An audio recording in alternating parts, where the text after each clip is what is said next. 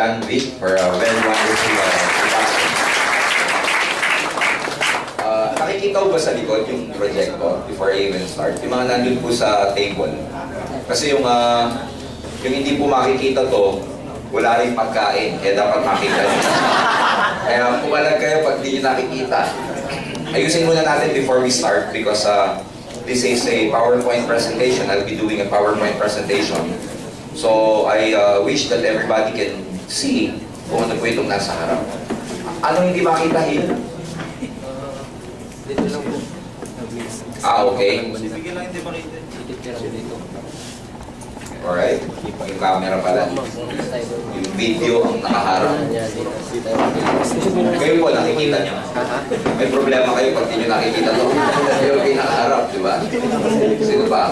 Diyan po, sa likod, sa table, nakikita nyo po. Nakikita naman. Tayo lang sa nakikita po. Medyo maliwanag. Tama. Ayan. So anyway, before I even begin, sino po yung ngayon lang po ako nakita? Hindi ko mahiya. Ngayon ko lang din kayo nakita eh. So anyway, because the last time I was here, kailan mo ba ako nandito? March, April, May, June. So 3 months ago. So actually this is just my second time here in Palawan. Tapos yun nga, nag-usap kami ni John B na part ng itinerary ko for my Palawan activity. Magbibigay muna ako ng training sa inyo before tayo mag-OPP bukas. So part of for my voice because for the last 5 days, I've been going around the country and training a lot of our distributors. So ngayon po yung pang-anim na araw ko na training. Kaya you could just imagine yung aking pong boses, ubus na. Before I even come here yesterday, kanina, kahapon po, nung isang araw, ang mga kausap ko, mga doktor. I did an OPP sa Quezon City General Hospital.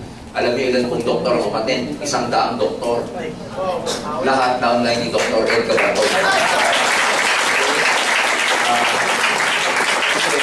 May kaklase po si Doc Ed nung college na kabrad niya po sa PLM, si Doc Brian Aguilar, who happens to be a surgeon sa Quezon City General Hospital. So na-recruit siya ni Doc Ed, tapos may activity. Ang kinausap niya, ang inorganize niya sa Quezon City General Hospital, puro mga resident yung doktor at saka mga consultant. So you could just imagine lahat ng mga kausap ko nakaputi. Tapos hindi ako nag-demo, nag-OPP lang ako. Kasi syempre pagka ganun at nag-demo ka, they would ask you so many questions, especially a lot of doctors are really skeptic about food supplements. So I just did the OPP and you'll be amazed na kahit doktor to mga to, isa lang ang faculty o isa lang ang the human being responds to the same emotion.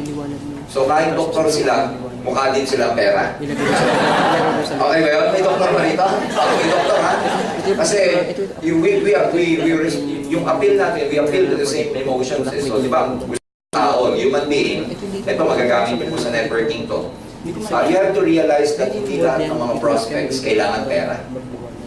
Well, basically, maraming tao kailangan ng pera, but hindi lang pera yan, maraming facets yan. When we say facets, maraming mukha yan. Merong recognition ang gusto. Gusto yung feeling of recognition. And one good thing about network marketing, dito katakot-takot na recognition ang pwede mo makuha. Ikaw ang magsasawa sa kaka-recognize sa'yo. So merong recognition, may love, merong mga tao ang gusto nila yung security or money. May mga tao ang gusto, yung mental faculty, ibig sabihin, yung gusto nila mag-learn, gusto nilang matuto, gusto nilang may matutunan pa sa buhay. They like to gain more knowledge. So in other words, kung ang prospect ninyo, ang lagi natin ipapakita, pera lang, tapos ang kailangan pala, recognition, at hindi mo pinaliwanag yung recognition part ng AIM Global, baka hindi doon na mag-respond yung appeal niya. You get what I'm saying? So ako, ginawa ko doon, dahil having in mind that kind of mindset, nung nag-present ako sa mga doktor, isa lang inisip ko, kahit mga doktor na to, kailangan din ng pera ng mga to. Kaya, nag-OPP ako, bilog-bilog, and true enough, magugulat ka kasi syempre may mga capacity yung mga yun. Most of them, according to the organizer, magti 3 heads at 7 heads po dahil sa AIM Global. So today, ladies and gentlemen, we will more focus about your skills, or we will be focusing on skills, on how to build your network. For the sake of the first-timers, we ngayon lang po ako nakita. My name is Jurgen. sinusulat ko lang ang mabuting pangalan ko. Lagi nagkakamali mga tao dito eh. Jurgen, Jurgen, Gonzales. So actually, may mga online trainings po ako. You can view me sa YouTube. I have an online training on NDO and ASAP, yung tinatawag na ASAP training, the Alliance Success Achievement Program. I-click nyo lang yung pangalan ko na Jurgen Gonzales, lalabas yung mga training ko dyan sa YouTube. Yung iba kasi mga distributors lumalapit sa akin. Sir, i-click ko yung pangalan mo, hindi naman lumabas sa YouTube. Sabi ko, ano ba yung spelling mo? Jergens. Eh, lotion yun. Lotion yun, hindi talaga lalabas yun. Kaya, pero pag ito yung spelling nyo, lalabas. I started in network marketing 14 years ago. 14 years ago, 21 years old lang po ako. Like most young students here, ako po newly graduate, pero at that time, I was working with the Philippine National Oil Company already. So I was engaged in energy development programs. Masyado pong technical yung work ko. Nagdi-design po ako ng mga power plants. So I'm trying to tell you this para malaman nyo po kung ano yung background namin. At the same time, pag kinukwento nyo kami as part of the training development, ang position ko po sa AIM ngayon is a training development specialist. I'm also the business development officer of Alliance in Motion Global, and I oversee the operation of our business in many parts of the country. In fact, this coming July or August, last week of July or first week of August, I will be going to Hawaii to conduct our first OPP there. So mamaya marami po tayong pag-uusapan na binili ni Doc Ed for Palawan Group. Kasi bago po ako pumunta dito, nag-usap kami, sabi ko sa kanya, ang activity ko, Doc, magkakaroon ako ng training sa Palawan and the OPP sa group ni John B. And he told me many things to update you kung ano pa nangyayari sa company. And you will be amazed. You will be excited for the next coming months sa mangyayaring expansion ng Alliance in Motion Global.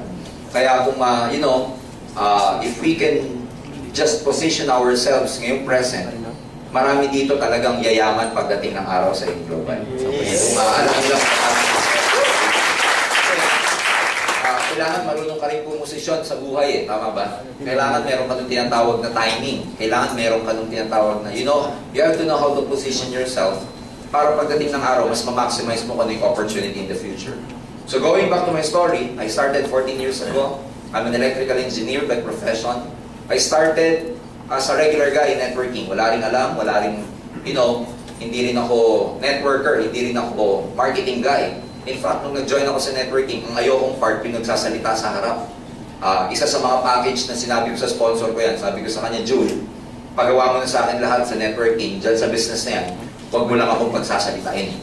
Kaya sabi niya sa akin, sige, yun pala, nang bobola, pagsasalitain din pala tayo. Kaya pag sinabi ng sponsor ko na hindi kayo magsasalita, good news, nagsisinungaling niyang mga sponsor ko. Kaya ako po ganun din. Well, ayoko naman talaga sa business na to. Ang kwento ko lang dito, umasenso kasi yung sponsor ko. Pinattend po ako ng seminar, yung OPP natin. Nung una, ayoko pa. Pero dahil mapilit, best friend ko nung college, like 1 year na kaming hindi nagkikita. Isipin nyo, 1 year na kaming hindi nagkikita, bigla akong tinawagan. Nung tinawagan ako, landline ang uso ng mga panahon na yun. Walang abi-abiso, wala man lang kumustahan. Ang unang sinabi sa akin sa telepono, pare, magkita tayo. May ipapakita ako sa'yo. Hindi man lang ako kumusta.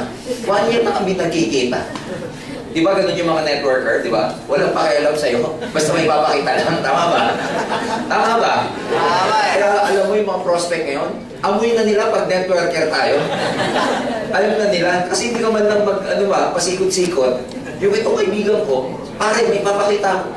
Eh, hindi pa uso networking. Sabi ko sa kanya, may pasok ako, June, hindi ako pwede bukas. Sabi niya, hindi. Kailangan magkita tayo. Sabi ko sa weekend na lang, kasi naalala ko Wednesday yun. Gabi na po ako uuwi kasi lagi ako nag-overtime. Sabi niya, hindi Brad, kailangan magkita tayo. Sabi ko sa weekend na lang, ano ba yan? Sabihin mo na lang kasi sa akin. Hindi, kailangan ipakita ko sa'yo. Ulit talaga. Sabi ko, June, next time na lang, sa Sabado na lang. Sabi niya, hindi bro, magkita tayo. Ililibre kita sa Pizza Hut. Sabi ko, anong oras tayo magkikita bukas? Nung narinig ko yung Pizza Hut, kasi alam niyo, weakness ko pizza. In other words, nagkita kami, matend ako ng seminar. Alam niyo naman sa seminar na networking, it will blow your mind. Tama ba? Pasasabugin ang utak mo di ba? Bakit? Ang laki ng kitaan. May kumikita daw ng 100,000 piso buwan-buwan. Sipin mo, tapos may mga produkto. Pag first time kang umattend, wala kang alam sa direct selling, wala kang alam sa networking. Paliliwanagan ka ng 100,000 naman. Maniniwala ka hindi? Hindi. Bakit hindi maniniwala? Ito, skills mo itong sinasabi ko sa inyo para maintindihan nyo. Paano nyo papasukin yung prospect nyo? Hindi maiintindihan kasi, unang-una, ang pagkakadesign ng maraming tao, hindi pang 100,000 per month na kitaan. Do you agree with me? Yes! Pag pinaliwanagan mo ng 100,000 ang isang tao buwan-buwan, parang ako nung umattend ako ng seminar, hindi ka panipaniwala. Lalo na mga produkto namin ng mga panahon na yun. Mga personal care products, may food supplements, pero may personal care products, mga aloe vera. Nag-demo, shampoo. Sa loob-loob ko, ilang kaya truck ng shampoo ibebenta ko para kumita ng ganyang kalaki. Kasi ang kitaan, 100,000 daw. O ilang truck ng shampoo ibebenta ko bago kitain ko. Eh, pampatubo daw ng buhok. Eh, di lang kalbo ang hanapin ko bago ko kumita. Something like that. Bakit maraming tao dininiwala sa networking? Kasi there's nothing wrong about our business. There's nothing wrong about network marketing. The problem is with the mindset or paradigm of a lot of people. When you say paradigm, ito po yung pinaniwalaang matagal na ng maraming tao since bata sila hanggang lumaki. Ito po yung mindset kung tawagin. Lalo na pag pinaliliwanagan yung mga prospect na dito, may kumikita ng kalahating milyon buwan-buwan. Tama ba? Eh, ang regular na kitaan, pag empleyado ka, 10,000, 12,000, 15,000. Ako, nung graduate ako, 1996, ang sweldo ko, 18,000. Malaki, bakit? Maganda po yung PNOC, fairness. I graduated on top of my class. Nag-board exam ako, top-notcher ako sa board. So when I applied for work, in fact, I did not apply, they wrote me na, you know, they would like to render my services for this and for that. Ang package ko, 18,000 buwan-buwan. Noong mga panahon na to, malaki na yun, tama ba? Yes! Paniniwalagan ka ng 500,000, 100,000 piso, maniniwala ka hindi. Hindi. Pag pinalalago mo maraming prospects nito, sabihin sa'yo, drug lord yan, drug lord. Pero paliwanagan mo na 10,000, yan, totoo yan. Tama ba? Pag 12,000, yan, totoo yan. 100,000, hindi totoo yan. Bakit? Kasalanan ba nila? Hindi. Paradigm nila yung mindset. Walang pinagkaiba yan. Pag ang appliance, ang pagkakadesign ng isang appliance, 110 volts. Sinaksak mo sa 220, ano mangyari? Kaya pagaluin ng prospect natin, sabog talaga utak. Kasi pagkakadesign nila, 110. Eh, isinaksak mo sa 220, maniniwala hindi. Hindi. So don't blame our industry, huwag kayo madi-despair, don't feel desperate, don't despair, don't be discouraged. Pag may mga prospects kayo na ayaw, there's nothing wrong about our business. It's such that, you know, maraming cloud of doubts in their minds about this na hindi mo naman ma-blame. Kasi nga, ibang pagkakadesign sa kanila. Kaya nga ang swerte nyo ngayon nandito. Kasi ang pagkakadesign sa inyo, hindi maliit na pera. Ang pagkakadesign sa inyo, 100,000, saka 500,000. Okay ba yun? So, just like me, pag uwi ko, sa bubutak ko, hindi ako makapaniwala. Ang bait ko kang best friend, kinalat ko sa buka klase ko, kabatch namin, because I was a class president. So, kinalat ko sa buka klase ko na itong June, nag-networking. Kaya pagka tinatawagan niyo mga kaibigan namin, hindi niyo na makuha. Naunahan ko na. Pero bakit ako nasa harap niyo? Ginawa ko siyang career for 14 years. May nangyari. After 7 months, itong friend ko nagtuloy sa ganito networking. Ako nagtuloy sa job ko. After 7 months, he went back to see me. And he was practically driving a brand new car after 7 months. So for me, revelation yon. Kasi 1.5 years na ako sa PNOC. Ni 4 na gulong, hindi pa ako nakakapunda. Samantalang siya, 7 months, kinakantsawan ko, networking, may kotse na.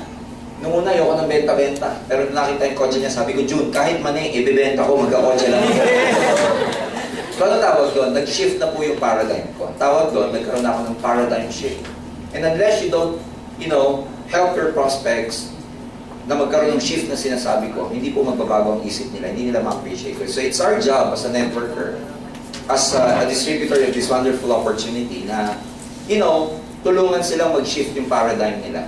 Kasi pag hindi po nag-shift yung paradigm nila, then all the explanation na gagawin natin will all be useless. So what I did, nag-part-time muna ako, and just like any typical success stories in this business, ayun, nag-part-time ako, after 3 months, I resigned from my work, after 1 year, ganito na ganyan-ganyan. Ang dami nangyari because after 3 months, mas malaki na yung kinikita ko dito from my job. After 3 months, ang take-home pay ko na, ginagawa ko lang siya part-time. Ang aking full-time job, 18,000. Pero ang part-time income ko dito sa networking, gabi ko lang ginagawa, 53,000 buwan-buwan on my 3rd month. So, syempre, practical lang ako.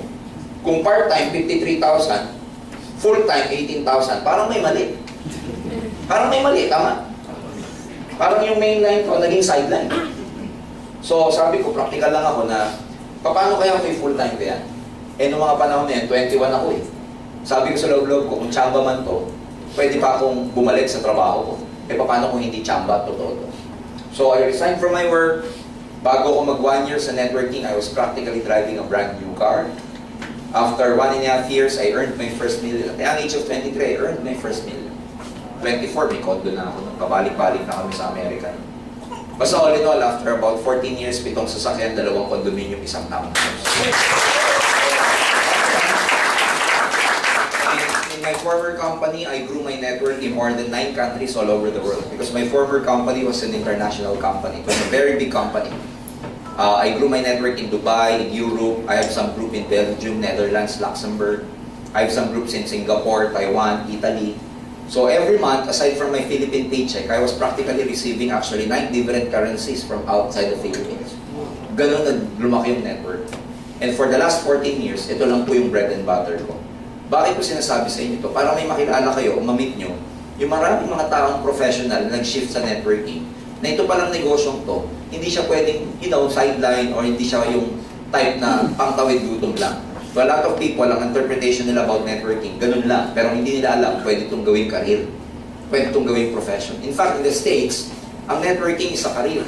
Let me tell you a brief story about networking, ladies and gentlemen. So, para naman sa lalo kayong lumalim dito. Ang networking ay 60 years old na all over the world. It started noong 1959 sa States. So, 60 years old na itong industriya to. So, if some people are telling you na pyramiding to, let me tell you, obsolete na yung utak nila. Kaya pag may nagsasabi sa ayoko niya, networking, sabi mo sa kanya, obsolete ka na. Kasi, luma na yung thinking niya eh, tama? Because ang tama ngayon, 60 years old na po ang networking. In the States, pag pumunta kayo sa Chicago, in the University of Illinois, tinuturo po ang network marketing o part ng curriculum ang multi-level marketing. Huwag na tayong lumayo dito sa Philippines. Pag marketing student ka sa De La Salle University, meron kang elective course na multi-level marketing.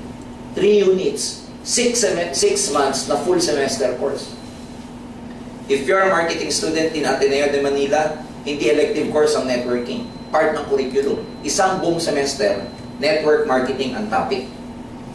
Kung postgraduate students ka, when you say postgraduate student, ito yung mga presidente na ng kumpanya, nagmamasteral na. And if you enroll in Asian Institute of Management, AIM, one of the most prominent postgraduate school in the Philippines, dyan po nag-aaral ang top CEO, top executives, top presidents ng mga maraming kumpanya. Pag ikaw postgraduate student ka at nag-enroll ka sa AIM at ang kinukuha mo marketing, ladies and gentlemen, 6 weeks crash course. Ibig sabihin, short course ang multi-level marketing. So before you know it, marami pa rin tao hanggang ngayon hindi matanggap-tanggap na totoo networking. Well, sad to say, sila mananatili na lang manonood, tayo mga nasa networking, patuloy na yayaman sa nila.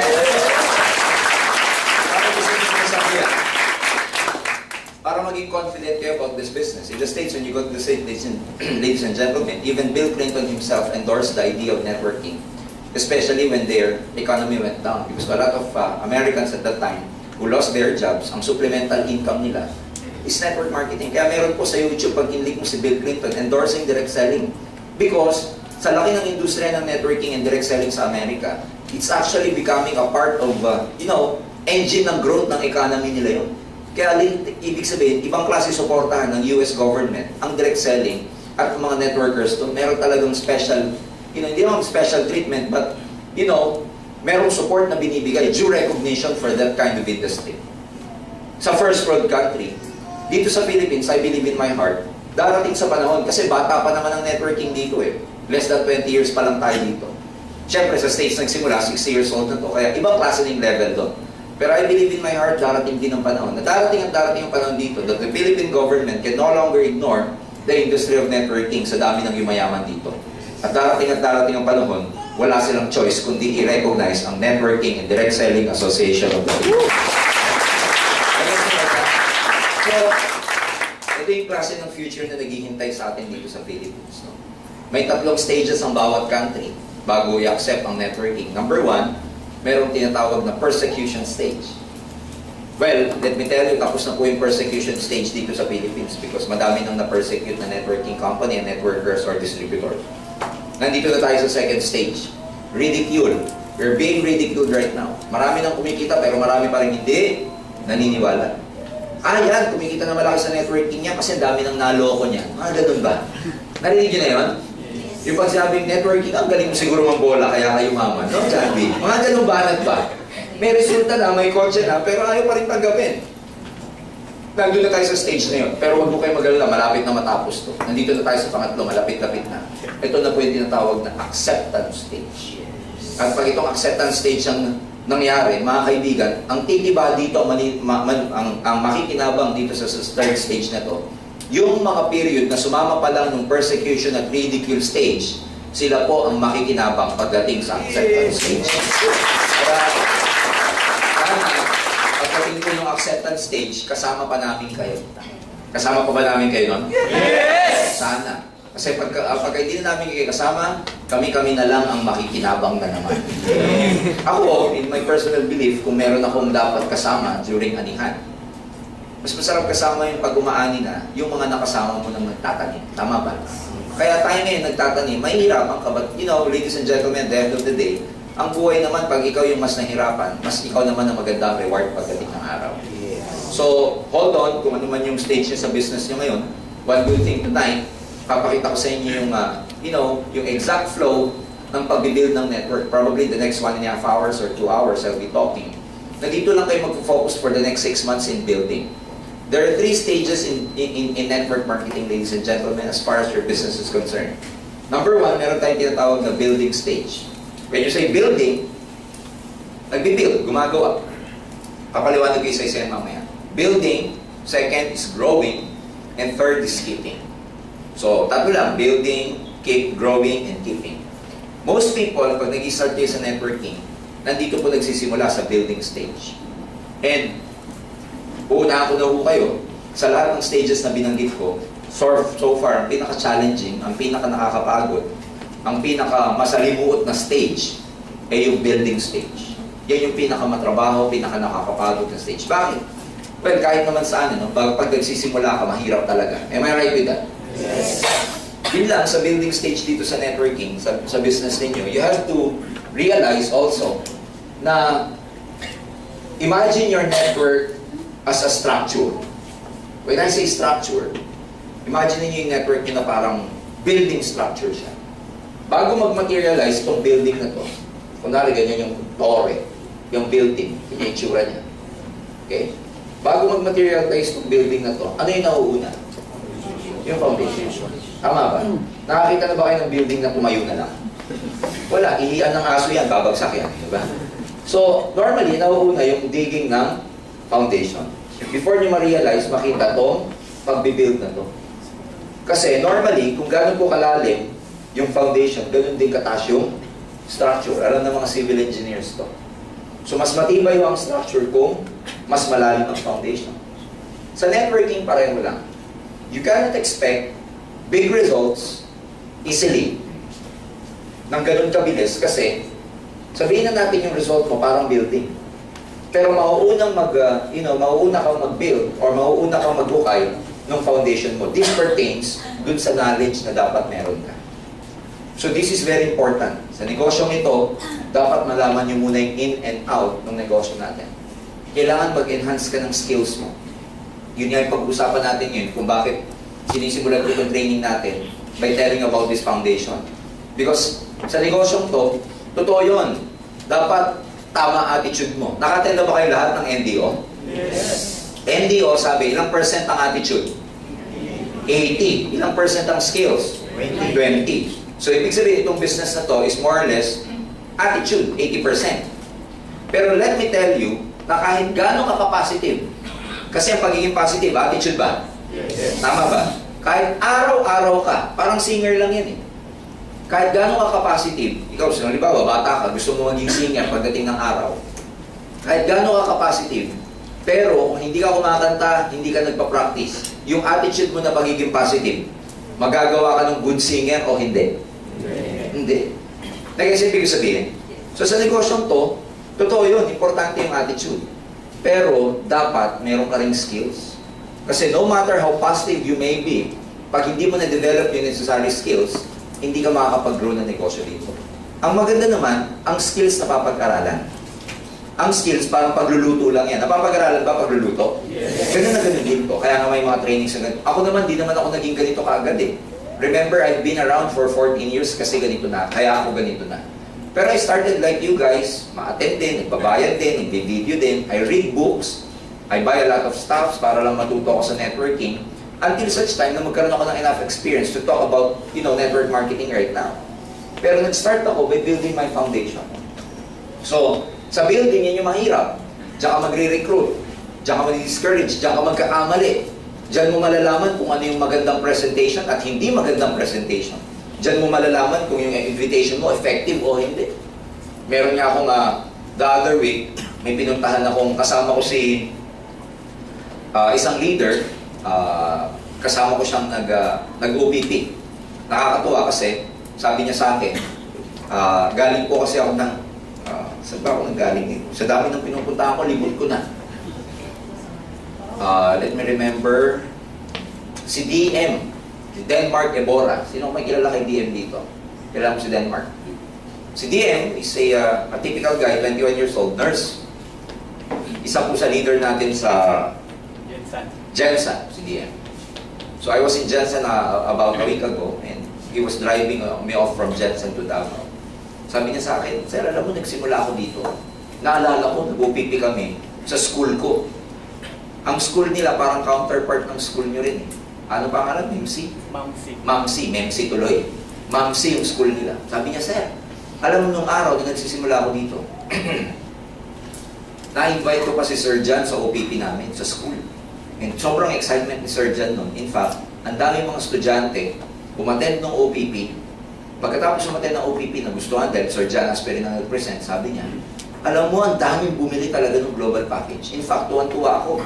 Kasi lahat ng masalubong kong tao sa eskwelahan namin, laging may bit-bit ng global package. Sabi ko, damay ko lahat tong mga to. I was very excited. Bagong-bago pa lang ako doon, Sir. Ang laki kagad ng grupo ko. Sabi ko, tapos ano nangyari? Kasi alam ko na sa Bakuday kwento niya. Yun nga lang, Sir, naubos. Sabi ko, ba't naubos? Doon ko naintindihan na dapat pala, nauuna muna ang knowledge, ang training, bago ang grupo. Kasi pag nauna ang grupo, nang wala kang training, temporary lang pala ang grupo mo.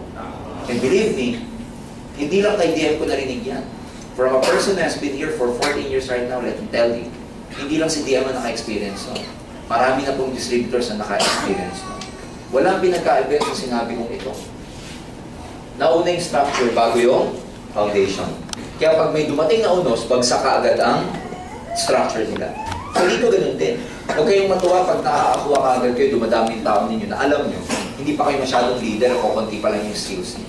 Mas masarap dito na mauna muna yung natutunan ninyo. Kasi pag natutunan mo at dumating na yung tao, mas magiging stable ang grupo ninyo. Ngayon ang gusto natin dito, long term. Tama ba? Yes! Aanin nyo naman yung network nyo kung one day mawawala din. So today, we will be focusing more on that skill. So, building. Papakita ko sa inyo yung building. Again, may stages siya. Maraming mga distributors, dapat nasa building pa lang sila, pumupunta na sa second stage, nasa growing na. Diyan maraming mga tumatagal. Yun ang ayokong mangyari sa maraming distributors dito sa Palawan. Do not subject yourself to the stage of growing when in fact, you have to be at the building stage first. What do I say by growing? Pag growing, pinalalaki mo na.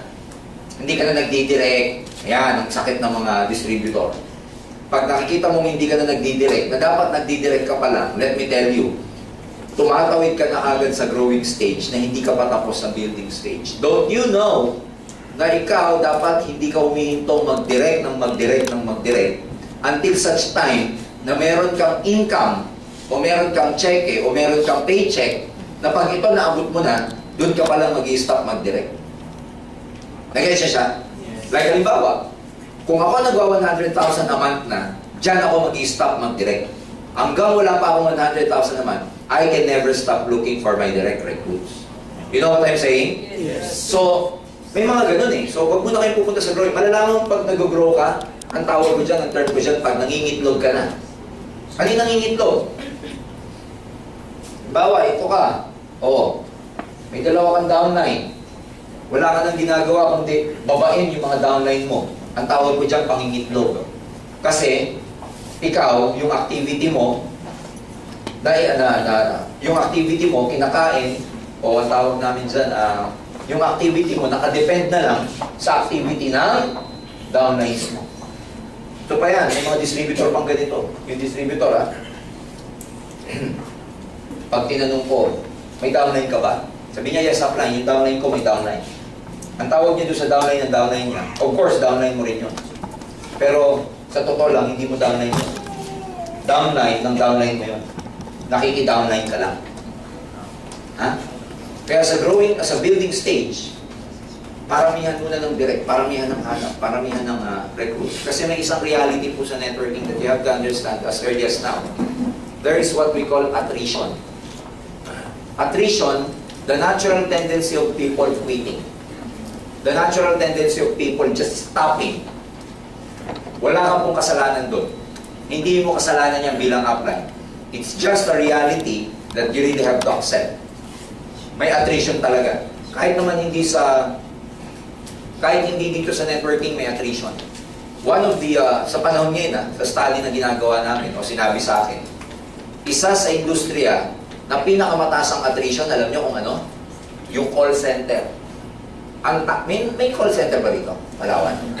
Sa Maynila po, ang taas ng attrition ng call center. Ano yun?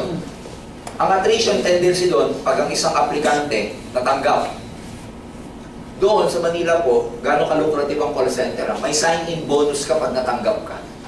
Alam niyo ba yan?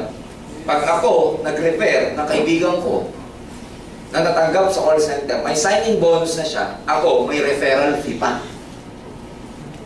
Pangalawa, ikaw, call center, training stage mo pa lang, tinuturuan ka pa lang, ang ganda na ng allowance mo. Ang ganda po ng offer ng packaging sa call center. Eto nga lang. Pag nakapasok na sila, tapos panggabi, di ba? Hanggang madaling araw, dahil hindi ka agad makapag-adjust ng maraming bata. Normally, mga bata ang ang nagiging aplikante o nagtatrabaho. Nagkukwit itong mga taong to. That's why, itong agent, itong kumpanya, di ba ginastusan na nila yun? Di ba nag-sign-in bonus yun? Di ba may biniharang referral fee yun? Pag yun nag-quit, may magagawa sila, wala? Wala. Hanap na naman sila ng panibago. Ang tawag doon, attrition. The natural tendency of people just stopping and quitting. Meron din sa atin dito niya. Paano mape-prevent ng call center yung, attrition para hindi sila maapektuhan? Ano gagawin nila? They will keep hiring.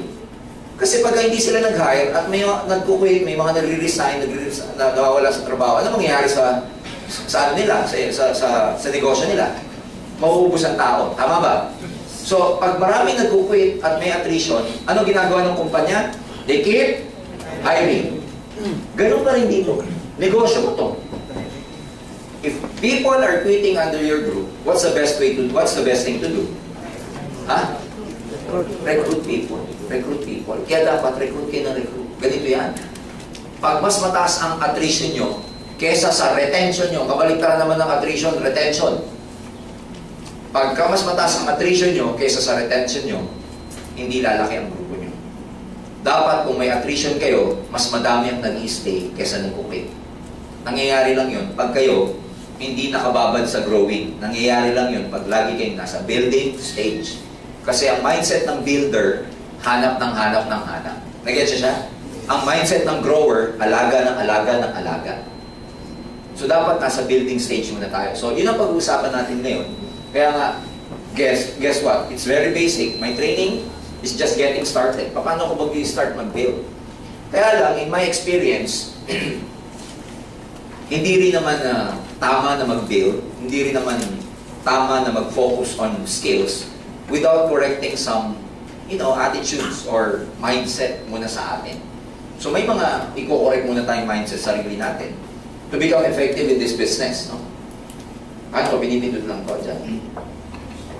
Scroll na. Buksan mo sa likod. Naka-off pala. Ayan.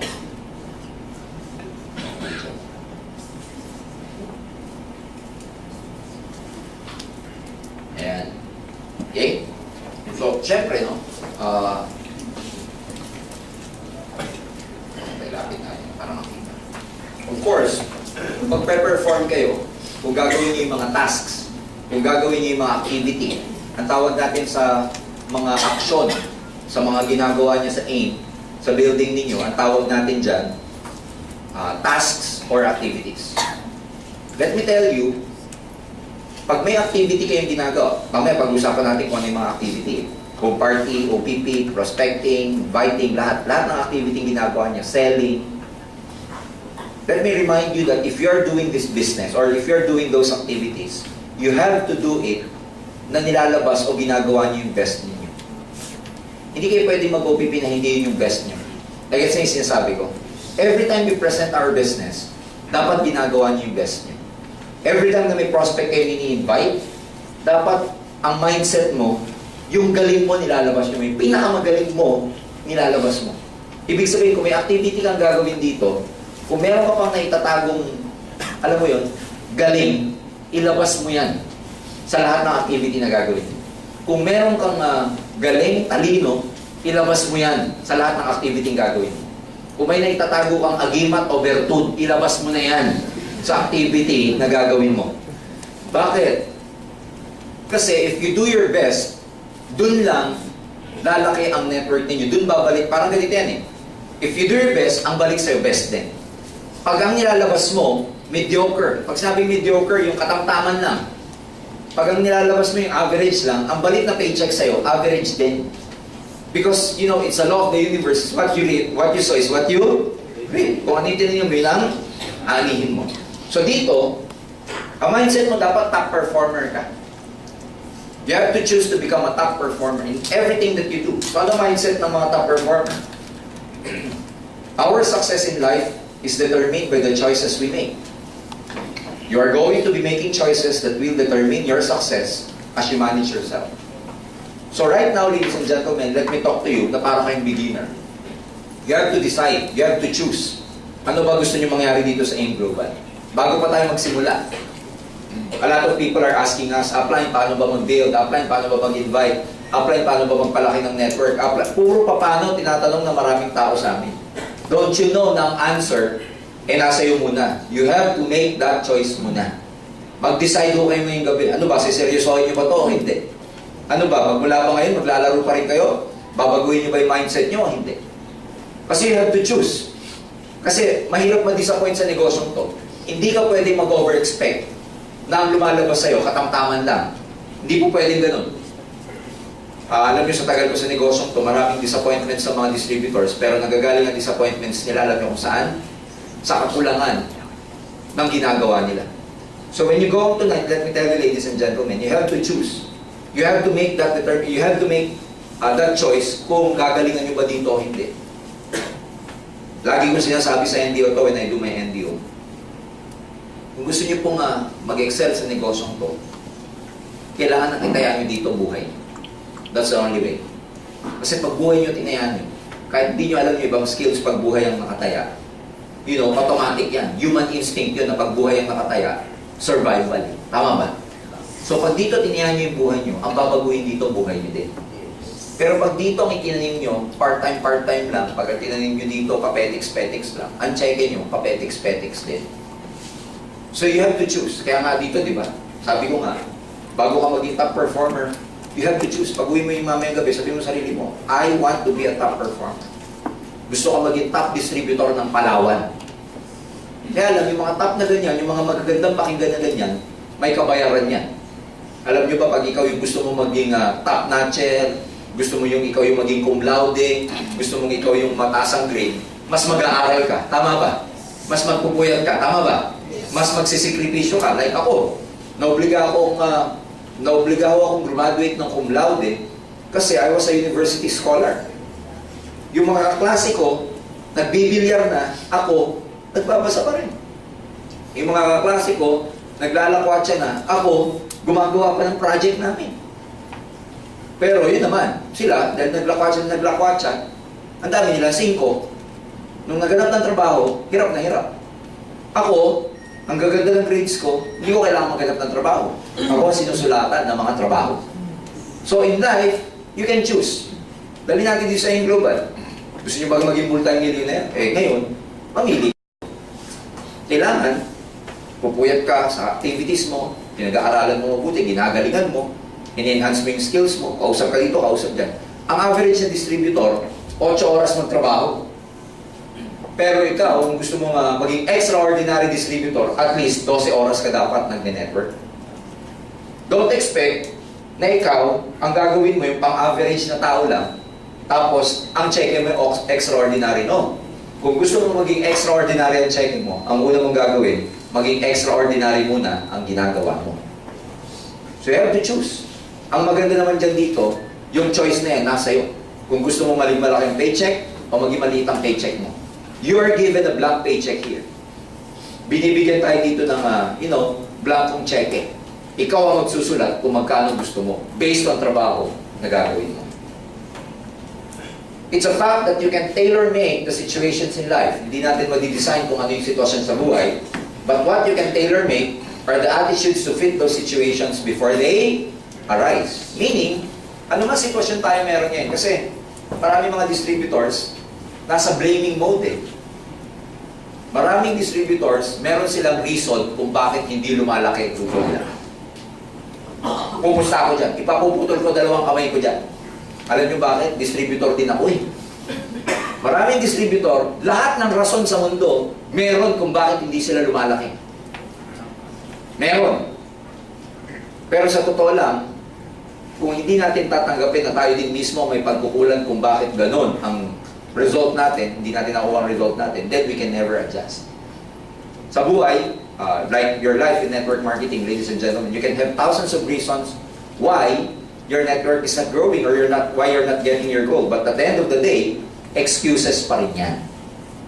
In life, sabi nga nila, you can make excuses or you can make reasons to succeed.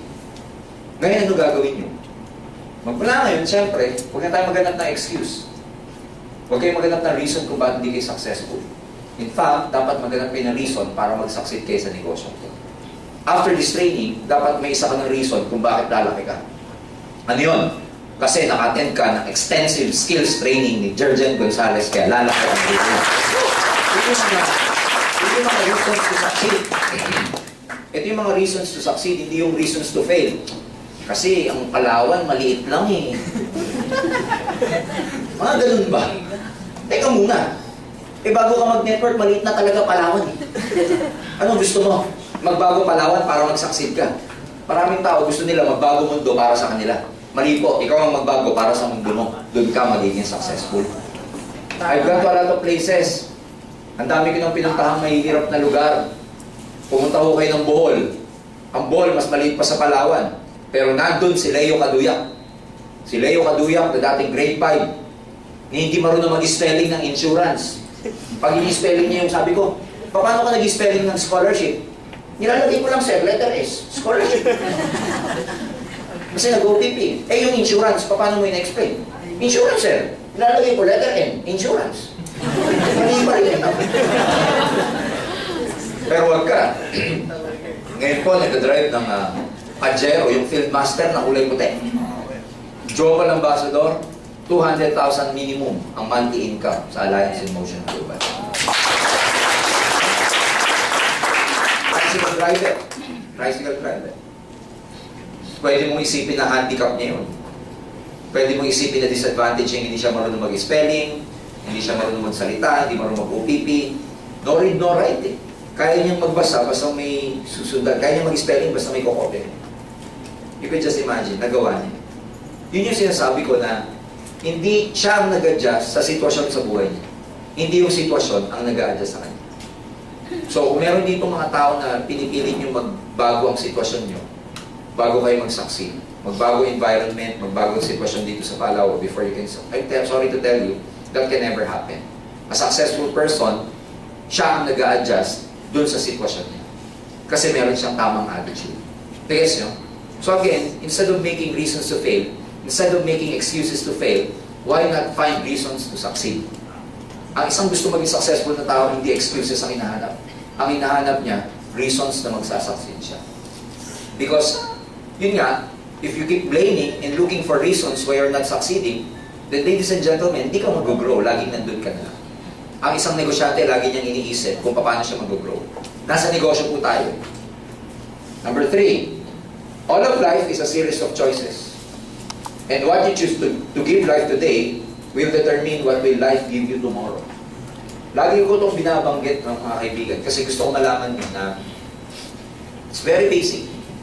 Very basic tong saying na to na kung ano yung magiging sitwasyon mo in the future, ano yan eh, depende yan kung ano ang itatanim mo sa ngayon ng buhay mo. Tama ba? Kahit hindi po sa AIM Global, kahit na iba't ibang mga sitwasyon o iba-ibang mga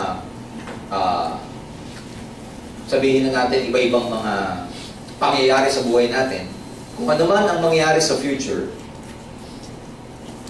depende yung future natin sa gagawin mo ngayon. Kasi, in the same logic, in the same reasoning, na kung ano yung sitwasyon mo ngayon, resulta yan ng ginawa mo dati. So, ibig sabihin, kung ano tayo ngayon, result ito ng past mo. Pero kung ano yung mangyayari sa future, resulta po yun ng gagawin mo ngayon. Tama ba? So, one good thing about that, simple lang. Ang tinatrabaho natin sa AIM, yung future natin. Kung tinatrabaho niyo ba yung future niyo dito? Yes! Gusto niyo ba magkaroon ng magandang future? Yes! Pero yung future na yun, may kapalit wala? Parang ganito yan eh. Kung gusto mong may anihin ka, dapat may tanim ka ngayon. Pag nagtanim ka ng apple ngayon, ano anihin mo? Nangyari na ba nagtanim ng apple, tapos orange ang inani? Hindi. The same way na pagka wala kang tinanim ngayon, wala ka rin anihin pagdating ng araw. Sa network, pareho lang. Kung gusto nyo magkaroon ng malaking network one day, kung gusto nyo one day na, you know, yung isang coliseum, may coliseum ba dito sa Palawan? Yes. Yung isang coliseum dito na pupuno mo, sisel lang ng grupo mo. Gusto mong nag-uwi ng kalahating milyon buwan-buwan. Gusto mong may sasakyan ka, magandang bahay. Simple lang. Yun, resulta na yun. Tatrabahuhin mo muna yun ngayon dito, sa present. By what? By recruiting a lot of people, by talking, by doing the necessary activities. Yun yung pag-uusapan natin mamaya. Kaya nga ang mindset ng networkers ganito. Okay lang tayong napapagod ngayon. Di baling mapagod na ngayon. Bakit? Kasi lahat ng tinatrabaho mo sa future mo, tinatrabaho mo na ngayon. Para pagdating mo sa future mo, puro ka na lang pahinga. May isa pang saying ng mga networker na, you know, let's work for the money and then later on, money will work for us. Narinig niyo na yun? Diba? Kaya, okay lang mapagod kayo ngayon dahil ang tinatrabaho naman natin, darating pa eh. Kaya pag may mga taong lumalapit sa akin, nagsasabihin, napapagod na daw sila, nahihirapan na sila. It's okay. Kasi yan talaga yung panahon mo eh. Ito talaga yung panahon na mahirapan at magtanim ka eh. Nangyari na ba na yung pagtatanim sa pag-ani, nagsabay o hindi? Hindi. Lagi nauuna lagi yung pagtatanim. So, gusto ko maging mindset niya yan para huwag kayong mag-expect masyado ng result. Kasi ang result mangyayari pa lamang.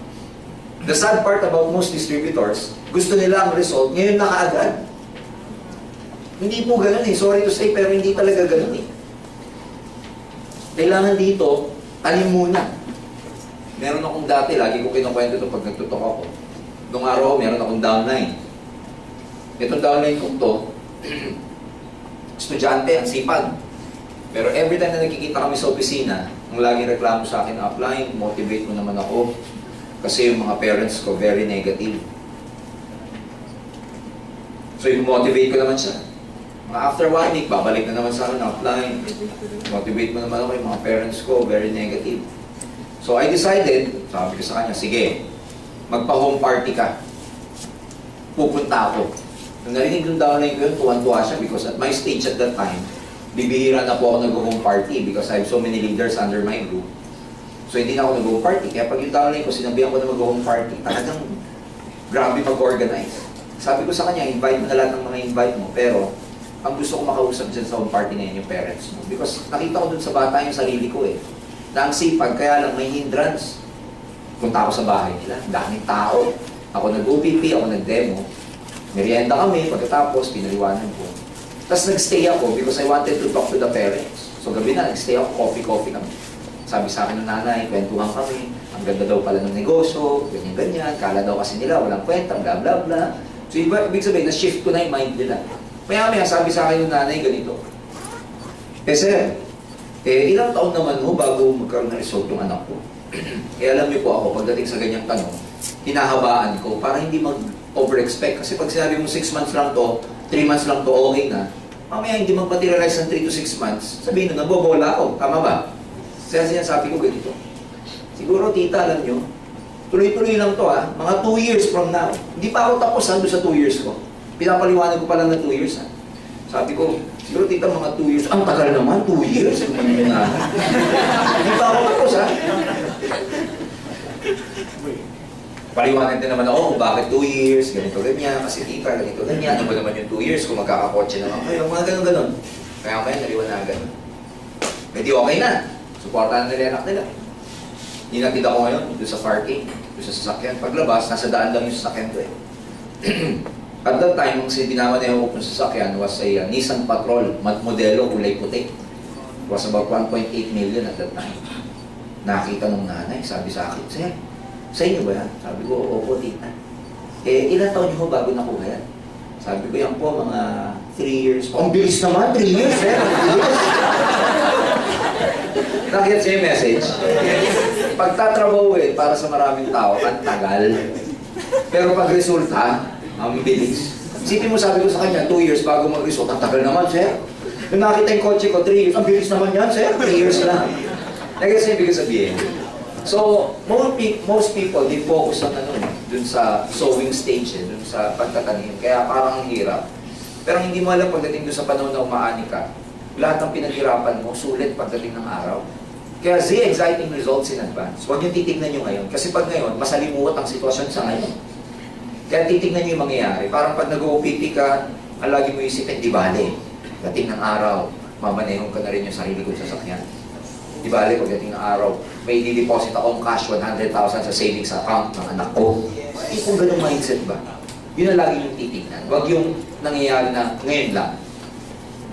Next, ladies and gentlemen, ano ba? Ito, gusto kong pinapakita ko lagi. Ayan. You're free to make choices, and sinabi ko kanina, but the ones you will make today will determine what you will be, what you will do, and what you will have in the tomorrows of your life. Napakita ko na yata ito dito, hindi ba? Wala pa. This is a very, very special training that I normally do in my network. Mahabang training to, 1 day na training ko. This is about, yung cycle, kung paano magbabago ang performance mo, nababaguhin niya yung future mo and thinking. But bibigyan ko kayo ng konting teaser about this. Well, you have to think, we have to accept. Kailangan maintindihan natin, itong performance is also otherwise known as, ito yung action na lalabas sa'yo. Ayan. Okay? Performance. Sinawag ko lang siyang performance because you need to perform you need to perform at your best when you're building your network. Pero alam nyo ba na hindi basta-basta binabago ang action?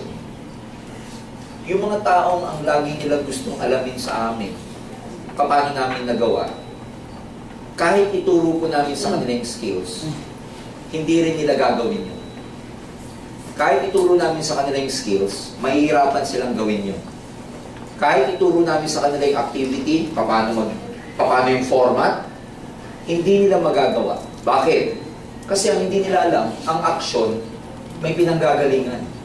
Ang action o performance, nanggagaling sa thinking natin. So, hindi binabago basta-basta ang action. Ang binabago yung thinking. Pag hindi nagbago to, pag ito lang binago mo, hindi mo binago to, babalik yung dati mong performance. Artificial lang yung improvement mo. So, if you want to improve your performance, you have to improve your thinking.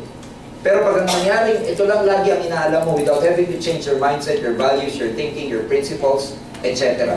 Babalik at babalik yung dating way ng performance mo.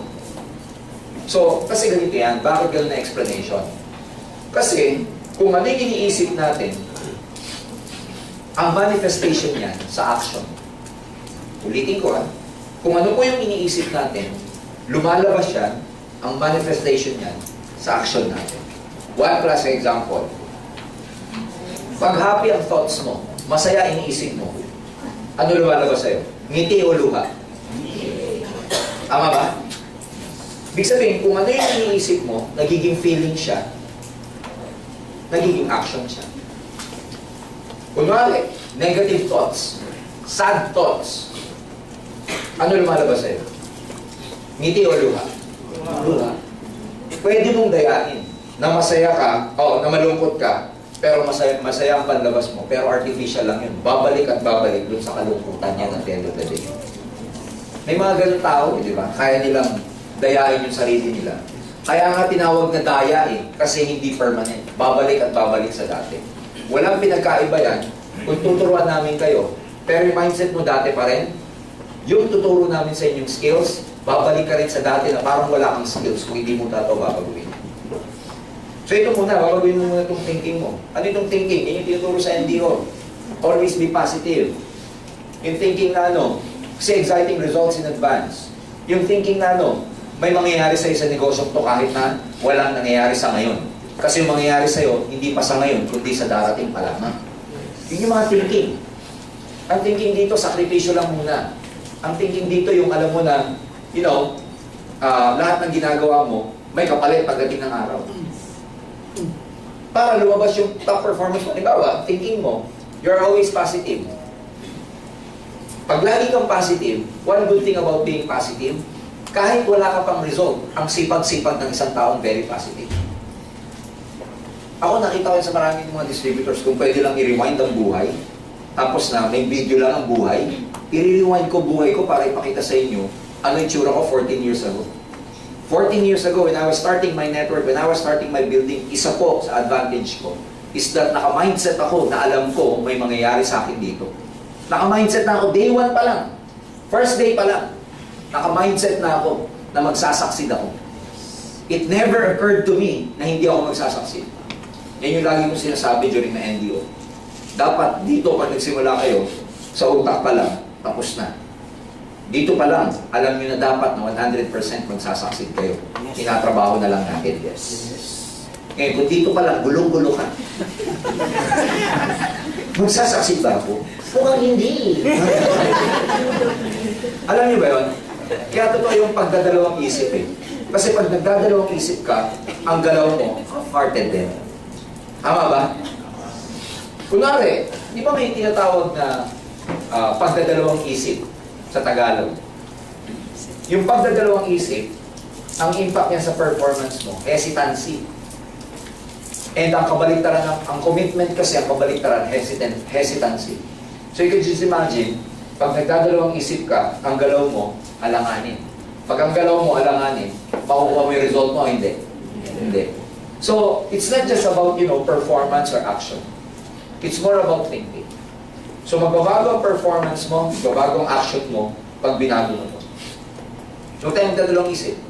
Dapat dito pa lang, kahit nagsisimula pa lang kayo, naka-mindset na kayo na magsasucceed kayo. Totoo po ito sinasabi ko sa inyo. Kahit mag-isa pa lang ako nung time na yun, kasi everybody starts as one in networking. Tama ba? Yes. Kahit nag-iisa pa lang ako nun, alam ko na magsasucceed ako. Ang advantage ko naman, wala pa ako sa aim kasi ganun na po yung thinking ko. Meron akong habit na I excel in everything that I do. Kahit nung nasa college ako. Pag may pinasok ako, I excel in what I do. Nag-working student ako, I was almost an employee of the month because meron ako natural tendency to do well in what I do. Ibig sabihin, kahit na, nagsisimula pa lang ako, na-mindset ko na yung sarili ko, wala pa ako sa aim. Wala pa ako sa networking, ganun na ako mag-isip. So, naging advantage sa akin kasi pagpasok ko ng networking, I use that kind of thinking. Sabi ko, pagka ginawa ko to, magsasucceed ako. Nag-iisa pa lang ako, alam ko na magiging successful distributor. Guess what? Pag ganun ang thinking mo, the whole universe will rearrange itself to make it happen for you. Ulitin ko pag ang thinking mo ganun, na 100% magsasucceed ka, the whole universe will rearrange itself to make it happen for you. Ang hindi ko malimutang kwento, meron akong downline. Downline ko to Hindi ko alam paano ako magsasucceed sa networking. Basta ang alam ko, magsasucceed ako. Hindi ko alam kung paano. Nag-gets niyo siya? Iba kasi yung alam mo, hindi. Ang alam ko, magsasucceed ako, but I do not know saan nakukuha ng tao, Sino magpapamanager sa akin? Sino magpapag-global ambassador sa akin? Sino magiging leader ko? Basta alam ko lang, magsasucceed ako. Wala akong skills. One time, nagkaroon ako ng home party. Tingnan nyo ito kung blessing. Kung gano'ng kagandang blessing. Yung upline ko, number 1 ng aming networking company before. Well, pag number 1 ang upline mo, hindi advantage yan. Kasi pag number 1 upline mo, sa laki ng grupo niya, ang dami niyang tinutulungan. Tama ba? Kung isa ka sa downline niya na direct, para makakuha ka ng schedule sa kanya, kailangan advance. You know what I'm saying? Kasi dahil sa laki ng grupo niya, ang dami niyang direct. Itong mga direct niya, tutulungan niya, bibigyan niya ng schedule. First come, first serve. So kung sino yung una nagpa-schedule, pupunta niya. Alam mo, one time nagpa-schedule ako home party. Binuksan sa akin yung ano niya, yung organizer. Sabi ko, pare, pwede ka ba sa Sunday? Sabi sa akin, bro, pasensya ka na. Tignan mo itong schedule ko. Nakabook ako for the next 3 weeks. Paano ko tutulungan nung 3 weeks from now pa home party ko? Nakuha niyo? So I decided, sabi ko, hindi ako pwede maghintay kung kailan maging bakante ang upline ko. Bilin ko rin yan sa inyo. Huwag niyong hihintayin kung kailan maging bakante ang upline niyo para tulungan kayo. Kasi kung hihintayin niyo kung kailan siya bakante, nakatali ang negosyo niyo sa schedule niya. Eh kung bakante siya next month pa, next month ka pa may activity. Kung next month ka pa may activity, tama yan. Mabilis kang magiging global ambassador dito. So don't depend your schedule to the schedule of your uplines. If you can learn it by yourself, if you can learn it fast, do it by yourself. So I decided, sabi ko, hindi pwede ito. Dapat matutong mag-home party. Ang ginawa ko nun, para lumakas ang loob ko, meron akong home party, let's say, sa isang linya. Lahat ng direct ko na iba, sinama ko sa home party na yun. Kaya siya, para meron akong moral support. Home party ako. Garahe lang home party. First time na OPP ko yun.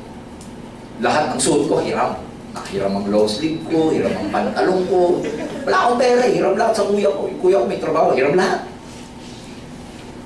Guess what? Isa dun sa audience ko matanda. Hindi ko malimutan tong pangalan, Tita Tessie. Tita Tessie, matanda na. OPP ako. Tapos siya yung steak, sabi sa akin ganito. Sir, pwede ba dun sa lugar namin next time, pagka ako nakapag-ipon, pwedeng mag-invite at ipaliwanag yung ganyan. Sabi ko, opo, tita, pwede po. Yung pala, upon conversing with her, sa tanda niya, taga Valenzuela, nagtatrabaho sa Valenzuela City, factory. Factory ng ketchup, kung alam niyo po yung maliliit na ketchup ng Jollibee. Ayan, yun siya nagtatrabaho. Si Tita Tessie happens to be, siya yung pinakamatanda doon sa factory na yun.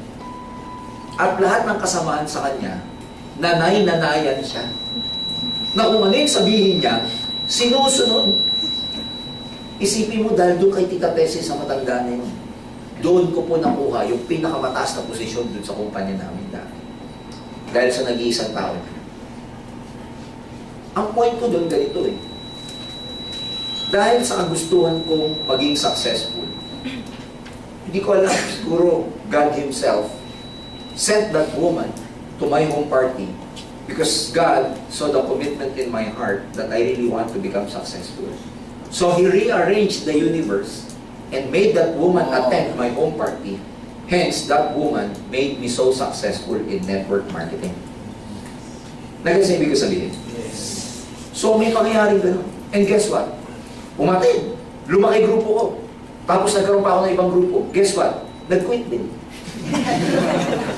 Pero ang lesson doon, parang ibinigay lang sa akin ng Diyos yun para makatawid ako. Ginawang instrument para makatawid ako sa gusto kong puntahan. I did not know. Hindi ko alam paano ako magsasucceed. Basta, I believe dun sa God knows the desires of our hearts. If you want it so bad, again, the universe will rearrange itself to make it happen for you. Kaya ulitin ko, dapat dito pa lang. Tapos na tayo, ha? Ngayon, kung dito pa lang, nagdadalawang isip pa kayo. Ha? Matawas kayo. Di ba? You have to, meron tinatawag na meditate, mag-soul searching kayo, magdasal kayo, para, lumabas yung type ng commitment na yun sa inyo. You know what I'm saying? Yes. Are you learning? Yes! Now, yun yung thinking, kaya yung baguhin yung performance mo. Ito tatandaan yung mabuti. Once na ginawa mo yung best mo, once na ginagawa mo yung mga necessary activities sa iyong global, once na in-enhance mo yung skills mo, guess what? Makukuha mo yung result na gusto mo sa future. Hindi pwedeng hindi. Kasi kung ano yung action mo, ang result yan sa future. So if you want to change your future, change your action. If you want to change your action, change the way you think. Ito naman ang magic niyan. Ang thinking mo is being impacted, ibig sabihin is being affected by your future. So if you see a very positive future, ano thinking mo? Positive. If you see an exciting future, ano mangyayari sa thinking mo? Exciting din. Kung alam mo may mangyayari sa'yo, ano thinking mo? Very positive ka. Pag malabo tingin mo dito, malabo ito. Malabo ito. Tawa niya? Pag ito wala kang makita dito, wala ka rin makita dito. Wala rin lalabas dito. Paikot-ikot lang yan. Nag-gets niyo ba? So if you want to break, simple lang eh. This can be applied both negatively and positively. Kaya pag wala kang nakikita dito, apektado.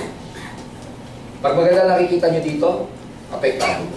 So dyan lang umiikot yan. In fact, when I do this training, pinapakita ko dito, ano yung mga thinking na kailangan mong baguhin. Ano yung mga present thinking mo. Tapos papakita ko yung mga dapat mong gawin at hindi mo ginagawa. Tapos ano magiging future. This is a whole day training actually. Nandiyan lahat. Pero binigyan ko kayo ng teaser how I conduct this kind of training. Kasi hindi naman ito ang training natin for the day. This is a higher level training to eh. Especially pag yung, you're on the verge of growing na. From building to growing, ito na yung mga magiging task. Ito na yung magiging training sa inyo. And so, having that in mind, na apektado pala, ulitin ko, babalik ko lang, no? Having that in mind na apektado pala ng thinking, ang performance, it's not just, talking about performance tonight. It's also changing our thinking. Ang tawag dyan sa NDO nyo, yung, babaguhin mo rin yung attitude. Because if you change your attitude, that's the only time you can, enhance your skills. Are you learning? Yes! So, pupunta tayo sa skills. Okay? So mamaya na to. Babalikan ko na lang yan. Well, I can discuss it with you. Nai-training na ba dito? Well, this is a basic training. Ang tawag dito mga pitfalls in network marketing. Mga dangers sa network marketing. There are 9 deadly pitfalls. Okay? 9 deadly pitfalls of beginners. Bakit beginners? Again, nasa ang stage tayo? Nasaan? Building. And when you're building, nasa beginner stage ka. So ito ang iiwasan yung mga pitfalls. Kumbaga sa biyahe, mayroong mga lubak-lubak, may mga, butas-butas. Iiwasan. Reinventing the wheel. Tayo mag-invento. Reinventing. Do the system as it's supposed to be done, not the way you think it should be done. Ang networking ko for the last 60 years has been proven to be, a system na talagang very effective. Maraming mga distributors, maraming tao, when they go into this business, when they join this business, they're very creative. And sometimes they have so many things in mind para mas mapadali yung negosyo nila. Well, let me tell you, instead of, being creative to your idea, why not just follow a proven system para lalo ka maging successful? So, kaya nga meron kasabihan na always follow your upline kasi yung uplines nyo, yan po yung roadmap to success. Because the shortest road to success is following people who are already successful. So, of course, we acknowledge your creativity, but let me tell you, hindi rin natin, ino-oppose, hindi rin natin sinasubdue yung mga gusto maging creative in their network. But, huwag kang mag-deviate. When you say deviate, huwag kang lilihis dun sa basic. So, always consult your uplines pagdating sa mga gagawin niyo. Do not reinvent the wheel. Number 2, procrastination. Ano yung procrastination? Putting off till tomorrow what can be done today. Yung manyana habit ba? Yung procrastination, let me tell you, sa networking, napakabilis po ng oras. Napapansin niyo ba? Napapansin niyo ba? Ang bilis. Before you know it, tingnan niyo, March ako nandito na naman ako. Nakaka-anim na buwan na tayo, June na po. Before you know it, end of the year na. And pagka ikaw, lagi ka nagpo-procrastinate, ang magiging kalaban mo dito, panahon. At pag panahon ang naging kalaban mo, maiinip ka. Pag nainip ka, ang temptation para mag-quit, mas malakas na. So ano point ko? Dapat maging productive kayo everyday. Yan ang root of all failures. If you want to succeed, change must happen first. The present is dependent on what you did in the past, and the future will be determined by what you do now. Yan yung kwento ng isang bata, di ba, na bago pantalon niya. Okay? Kasi grade 6 siya, magpa-first year na. From grade 1 to grade 6, lagi naka-short pants. So first time niya magkaroon ng pantalon. Kaya lang, dahil ang haba ng pantalon niya, pasok ka na bukas, sabi nung bata, ipapagutol ko to sa lola ko. Punta siya kay lola, lola, yung pantalon ko po, mahaba po ng 6 inches, pakiputulan ko. Sabi ng lola, apo, mamaya na, nagluluto ako. Pagkatapos ko magluto, puputulan ko yan, huwag ka mag-alala. Bata ang kulit, dahil excited. Punta sa nanay, sabi sa nanay, nanay, pakiputulan naman ng 6 inches tong pantalon ko, ang haba kasi. Sabi ng nanay, mamaya na, magpa-plancha pa ako. Pagkatapos ko mag-plancha, puputulan ko. Ang kulit talaga ng bata, pumunta sa ate. Ate, tulungan mo naman ako yung pantalon ko mahaba ng 6 inches. Sabi ng ate, mamaya na, mag-cover muna ako ng mga libro, pasokan na bukas eh. So yung bata, to his disappointment, umiyak. Diba mga bata, pagka naiiyak, nakakatulog po sa sala, sa sopa. Pagdaan ng lola, sabi ng lola, ay, yakap-yakap yung pantalon ng apo. Ay, kawawa naman yung apo ko. 6 inches na pala. Kinuha niya. Pinutulan 6 inches. Binalik na. Napadaan yung nanay. Ay, kawawa naman yung anak ko. Pinutulan. Binalik. Dumaan yung ate. Nakakita. 6 inches ulit. Good news, kinabahan yung bata. Nakashort pants ulit. Ayun yung, that's the price you have to pay pag lagi ka bukas. So do not procrastinate. Ano pa? Ayan, marami mga tao ito. What's in it for me? They do not know what is waiting for them in AIM Global. Di ba kanina may pinag-usapan tayo? See exciting results in advance. Look at your future. Marami tayong nandito sa stage na, what's in store for me? Ano ba naghihintay sa akin sa AIM? Hindi nila alam. Kung hindi niyo po alam ang naghihintay sa inyo sa negosyong to, please find out. Talk to your uplines, attend trainings, attend C-cells, attend anniversary rallies. Doon kayo sa YouTube, ng rally natin, kung hindi kayo nakapunta ng ating rally ng 5th year anniversary, para makita nyo kung ano yung mga bagay na naghihintay sa inyo dito. Because pag hindi nyo alam kung ano yung mga bagay na naghihintay sa inyo dito, tatamadin ka. Wala kang gana mag-network, wala kang gana kumausap ng tao. In fact, ang energy naman ng mga beginners, alam nyo sa nagagaling, doon sa nakikita nilang future. Ako ang energy ko, bakit ang sipag-sipag ko mag-recruit? Kahit wala pa akong kinikita. Kasi, nakikita ko na yung vision. I have a vision that something will good, something great, something bigger than me is gonna happen. And let me tell you, dapat alam nyo to. Pag tinanong kita, ano ba nakita sa'yo? What's in store for you in this business? Attitude, small time attitude. Again, bakit dangerous tong small time? Remember, pinag-usapan natin kanina, ang attitude mo affected ang action mo. Attitude affects your performance. So, pag small time ang attitude, ano performance? Pag small time ang action, ano result mo? Small time. Hindi pwede magkabaliktad to na small time attitude tapos ang action mo. Kasi, ang work attitude natin, guess what? Ang work attitude, ang goal natin, okay? Affected yan ang work attitude natin. What do I mean? Siyempre, pag small time lang, ang gusto mo, tingin mo dito part-time lang, supplemental income lang, tingin mo dito pandagdag lang, ano lalabas na action sa'yo? Hindi pandagdag lang. Pero pag tingin mo dito, ito yung bibili ng yate mo dito sa Palawan, ay ibang klase action mo rito. Ito, bibili ng helicopter mo, ay ba lalabas sa iyo? Malamang dugo ng pawis mo, hindi ka pa huminito. Tawa niyo, ibig sabihin?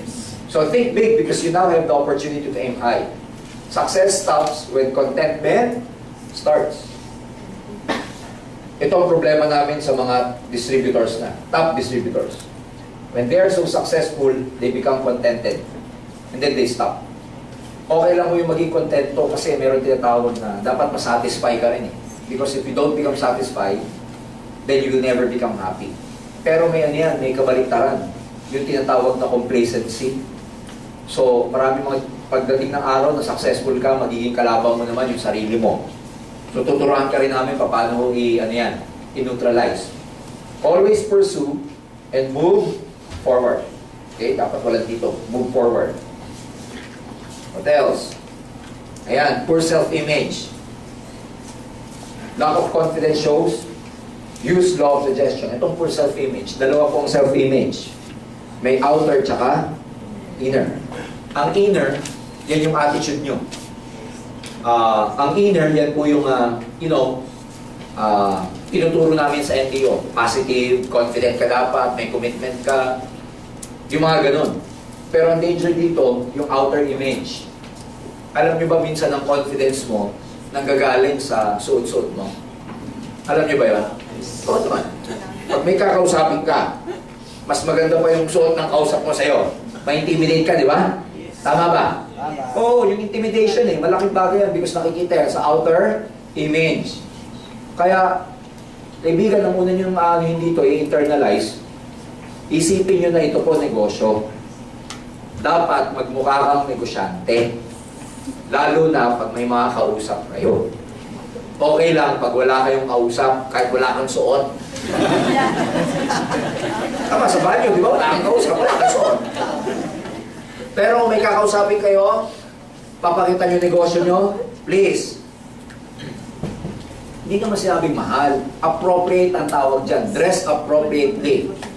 Pag nasa center ka, speaker ka, yung suit mo dapat. Ano suit mo? Kunwari speaker ka, OPP sa center. Ano suit mo? Power dress. Okay, magmamaong. Okay, magti-t-shirt. Kasi, representation ka ng kumpanya the moment na nagsasalita ka sa harap. Hindi ka representation lang ng Palawan, hindi ka lang representation ng grupo mo. Pag nasa center kayo at speaker kayo, representation kayo ng kumpanya. Ang lahat ng umaattend sa'yo, ang tingin, hindi lang ikaw speaker. Ang tingin sa'yo, aim global ka. Kaya dala-dala mo image ng kumpanya pag speaker ka. Kaya sana, dito, hindi ko alam kung ano nangyayari. But ladies and gentlemen, yung mga speakers bureau nyo dito, every time you handle your you touch the mic or handle the mic in front, make sure that you are dressed properly. Agree ba tayo doon? Yes. Pag may kakausapin kayo, kahit wala ka pang resulta, fake it until you make it. Pikihin mo muna. Pagmura ka muna. Tama ba? Kahit na hindi ka pa successful, dapat ang itsura mo, successful ka na. Mamaya yan hindi ka pa successful, ang itsura mo, dugyutin pa. Lalong hindi ka paniniwalaan. Tama ba? Tama. Kaya dapat, mga kaibigan, pati yan, tinuturo yan dito, ano yung tamang combination ng kulay. Papagupit kayo. Ang kuko nyo, dapat walang lupa. Mamaya niya, pala yung OPP nyo, sabi ng prospect mo, ano ba naman to, may lupa ang kuko. Bago kayo marap sa prospect ninyo, tingnan nyo muna hinilan nyo. Mamaya niya, sabi sa'yo ng prospect mo, Brad, habang nag-i-speaker ka, habang nag-OPP ka, one-on-one, sinabi sa'yo, kilat ka, Brad. Text-text na lang, pwede. Text-text. Okay ba? Nakakatawa yan, pero kung kayo prospect, di ba? Napaka-sensitive nyo rin. Nung kayo prospect, tinitignan mo yung sponsor mo, tama ba? From head to foot. Grabe ka makapag-judge. Nung pumunta ka sa center, hindi ka alam mo na, maka-scan. Tama ba? Ganyan din yung mga first-timers ninyo. Kaya, number one, dapat magkaroon ka ng magandang self-image, both inside and out. You know, pagandahin nyo yung center. Paano nyo pagagandahin yung center? Well, by dressing up properly. Kasi pagka ang environment ng lahat ng umattend distributors, nakasuot ng maganda, pagka may mga dumadating ng mga distributors din, may isip nila maganda yung negosyo kasi disenteng tingnan. Hindi naman kailangan mamahalin o formal na formal, kaya lang iba yung impression na professional tsaka decente. Do you agree with me? Subukan nyo yun, mag-present kayo na naka-postura kayo. Mas nagkakaroon kayo ng credibility para magpaliwanag. Kahit wala ka pang resulta, kahit wala ka pang iPad na pwede mong ipakita yung BTC mo, kasi hindi pa pwedeng ipakita dahil zero pa eh.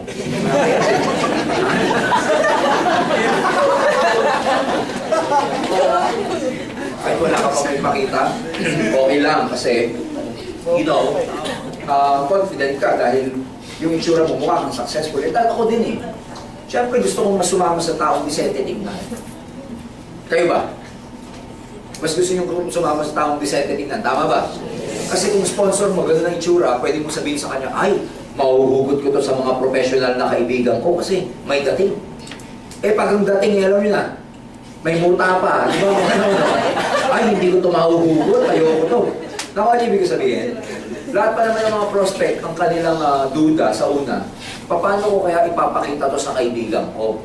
Paano kaya tatanggapin to ng kaibigan ko, itong negosyong to? Paano kaya nila i-accept? Paano kaya nila i-interpret? Tama ba? Yan ang thinking ng mga prospect natin eh. Habang nagpipresent ka, maganda. Ang processing yan, ganito. Ang ganda sana, kaya lang. Paano ko ipapaliwanag sa mga kaibigan ko to? Ibaduy na baduy sa networking yun. Pero pag nakita ka niya na ikaw may dating, itong yun. Siya magmumukhang baduy. Siya ang pagpipresentin ko. Nagets niyo? So, make it a point that, you impress your prospects, your downlines by dressing up properly. Iba po ang dating. Pati ikaw, yung confidence level mo tumataas. At pagka ikaw, hindi mo masasabi kung sino kakausapin mo at the day. Di ba? Paano pag ang pinakausap sa'yo ng down the line mo, professional? Eh, hindi ka handa. May butas pa yung damit mo. Nakuha mo ba? Sasabihin mo pagdating ng prospect, ay, maganda po to, bye-bye. Wala ka ng confidence. Ayan, ano pa? Ito, rejection. Sa building stage, kaibiganin nyo to. Kasi kahit nasa growing, keeping na kayo, kasama nyo pa to. Kaya gabi-gabi yakapin nyo to si rejection. Huwag nyo siyang gawing kaaway. Make it an ally. Tawag dyan kakampi. Because hindi nyo maiwasan to rejection. Sa networking, kasama to. In fact, hindi lang sa networking. Sa iba't ibang negosyo. Any business empire. Kasi sa buhay, if we do great attempts, we will get rejected a lot of times. Bigyan ko ng example si Joseph Lim. Joseph Lim, ang average income mo ngayon is about 1.2 million to 2.2 million a month. A month. Yun yung tao na pag nag-iisang milyon, malungkot. Kasi ang average niya 1.5 to 2 million. 27 years old. Nakahammer, kulay itim. Galing ako sa Cebu 1 month ago. In-inspect ko po yung pagdadausan ng rally, yung venue. Kasama ko yung office manager natin ng Cebu, yung empleyado natin ng Cebu. Ang pangalan si Dexter. So, lunchtime na, gutom na ako. Sabi ko kay Dex, kain muna tayo. May nakakita kaming kainan, malapit po dun sa venue. Ang pangalan, AA's. Itong AA's, marami pong branch to sa Cebu. Kasi it's a very simple karinderya. Ihawan siya. Tapos, hindi naman ganun ka-class. Parang ano lang siya, yung typical na hindi aircon, kawayan ng bamboo ang upuan, bamboo ang lamesa. So, kumain kami doon. Maya-maya, sabi sa akin ni Dexter, Sir, alam mo ba, 5 years ago, kumain kami dito ni Joseph Lim. Alam mo ginawa niya, sir? Ni-recruit yung mga waiter na yan.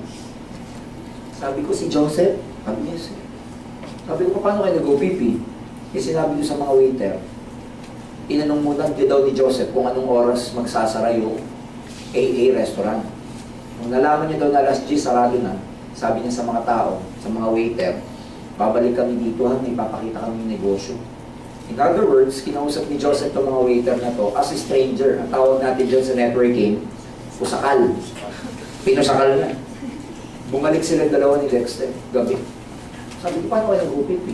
Alam mo sir, ang ginawa ko, may maliit akong whiteboard, hawak-hawak. Ako nakaganyan, si Joseph Lim nakaganito, OPP ng OPP.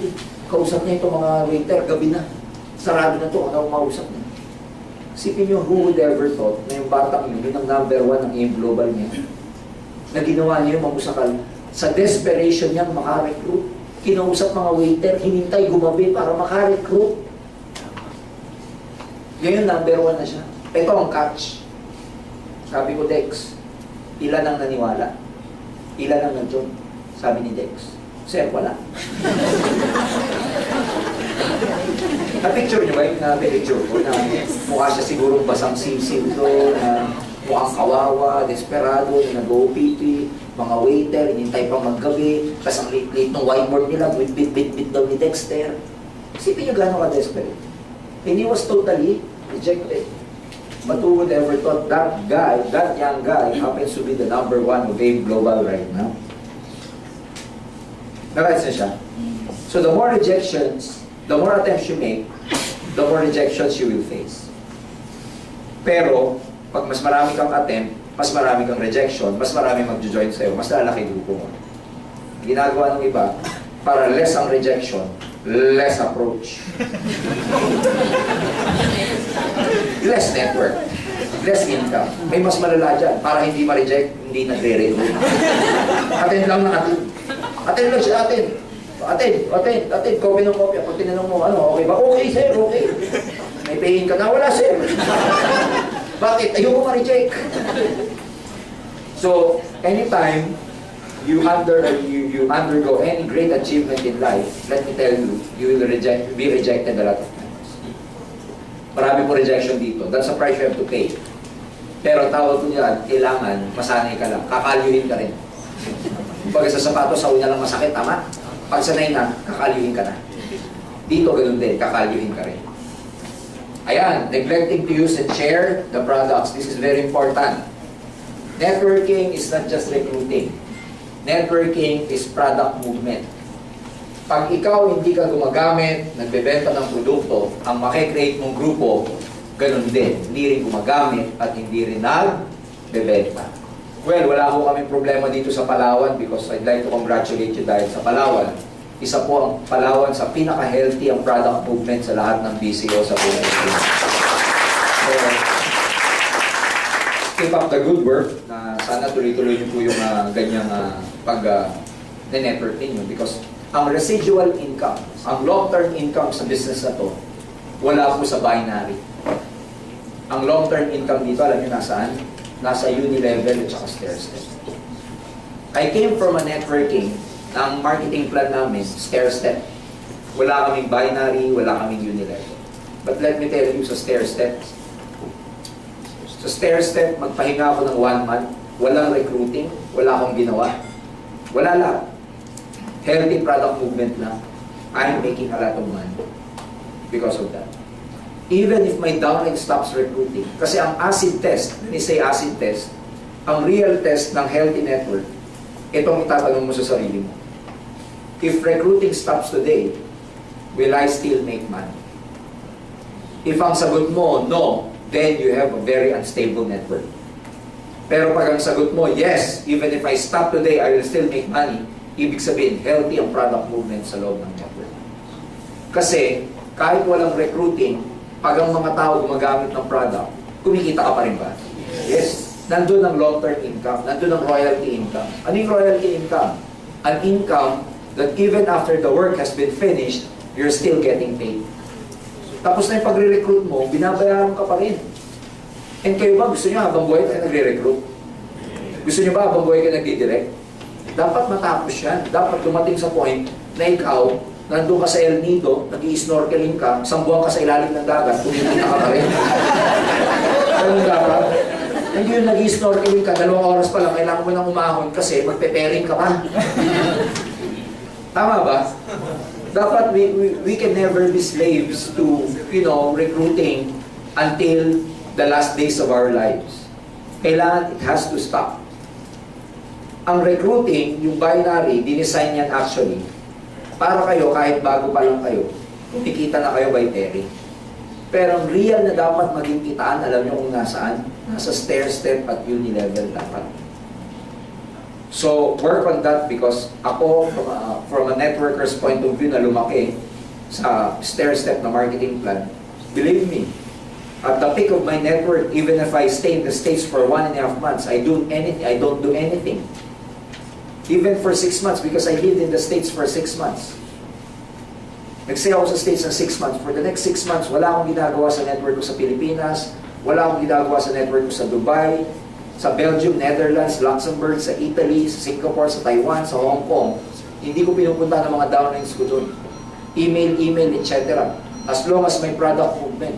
I was making money for 6 months while I was having a vacation of my life in the States. Pero kung lagi kang pairing-pairing, makakapagbakasyon ka, hindi. Hindi. Eh lalo pa naman yan, ganito yan. Pag kumikita na kayo ng malaking pera dito, bibili kayo ng property. Hindi nyo maiwasan. Bibili kayo ng kotse, bibili kayo ng bahay. Eh may monthly yun, tama ba? May monthly ba yun? Yes. Yung monthly, saan mo kukunin mo? Di ba kukunin mo yun sa networking mo? So ngayon, para may pangbayad ka doon, ang kinukuhanan mo, halimbawa, puro doon sa pairing mo, hindi ka nga hinihinto sa kaka-peri-peri-peri para bayaran yung mga payables mo. O di, para ka ng slave, hindi ka tulad pagka-healthy ka, kahit nung mga panahon na yun, may payables ako, kahit wala akong mga recruit, dahil lang sa product movement ng network ko, overriding commission ko lang, kumikita na ako pambayad ng mga payables ko. Yun ang residual income. If you wanna retire here happy, let me tell you this. Do your network na healthy ang product movement. Because as for me, ako mga kaibigan, hindi healthy yung lagi kayong nagre-recruit na doon manggagaling ang income ninyo. Dapat manggaling ang income ninyo sa unilevel at saka stair-step. Clear ba tayo doon? Yes! Pangalawa, yun ang pinakamasarap ipamana. Kasi yung mga magiging anak natin, di tayo sigurado kung magkakaroon sila ng skills na katulad ng skills natin sa pagre-recruit. Tama ba? Pero kung healthy ang product movement mo, yung account mo, nung pinamana mo sa kanya, kahit di siya marunong mag-recruit dahil sa product movement, may pamana ka sa kanya. Pero pagka ikaw puro recruit at namatay ka, hindi mo naturuan yung anak mo, hindi nag-NDO. Paano kikita? Kaya sa'yo ibig sabihin? Okay, number 8, listening to dream stealers. Well, that's very basic. Number 9, abusing your sponsor. Sponsor is not supposed to do the work for you. Hindi dapat trabaho ng sponsor yung trabaho na dapat sa'yo. Your sponsor is a coach. Your sponsor is a guide. He is not a slave. Give importance and respect your uplines. If your sponsor is weak, take action and assume leadership. If the sponsor is strong, be grateful. Ito, tinuturo ko ito sa kultura ng grupo. Kasi darating ang panahon, kailangan magkaroon po ng magandang, respect and love na genuine. Kasi at the end of the day, lagi ko po sinasabi to, it's not how much money you make one day. It's who you become when you get there. Kikita kayo ng pera dito, let me tell you this. A lot of you will become wealthy here. Ang question ko dun, magiging ano ka naman pag yumaman ka rito? Wala rin kwenta yung pagyaman mo kung naging masamang tao ka naman. Wala rin kwenta yung pagyaman mo kung along the way marami ka rin nasaktan. So for me, preserve your relationship with your upline and downline. If you have to choose between money and relationship, let me tell you, choose relationship. Kasi kinikita ang pera, pero ang relationship, hindi pwedeng kitain. So protect your relationship, upline, downline, respect each other, love each other, and again, do not abuse your sponsors. Maliwanag ba yun? Yes! Are you learning? Yes! Okay. Let's go to the main part. This is building your dreams. Do you have dreams? Yes! Do you have dreams? Yes! Do you like your dreams to come true? Yes! You want to realize your dreams? Yes! Yan yun, building your dreams. And yung dreams nyo, maraming pera, magandang bahay, nagta-travel, education for your children. Ano to? Ano to?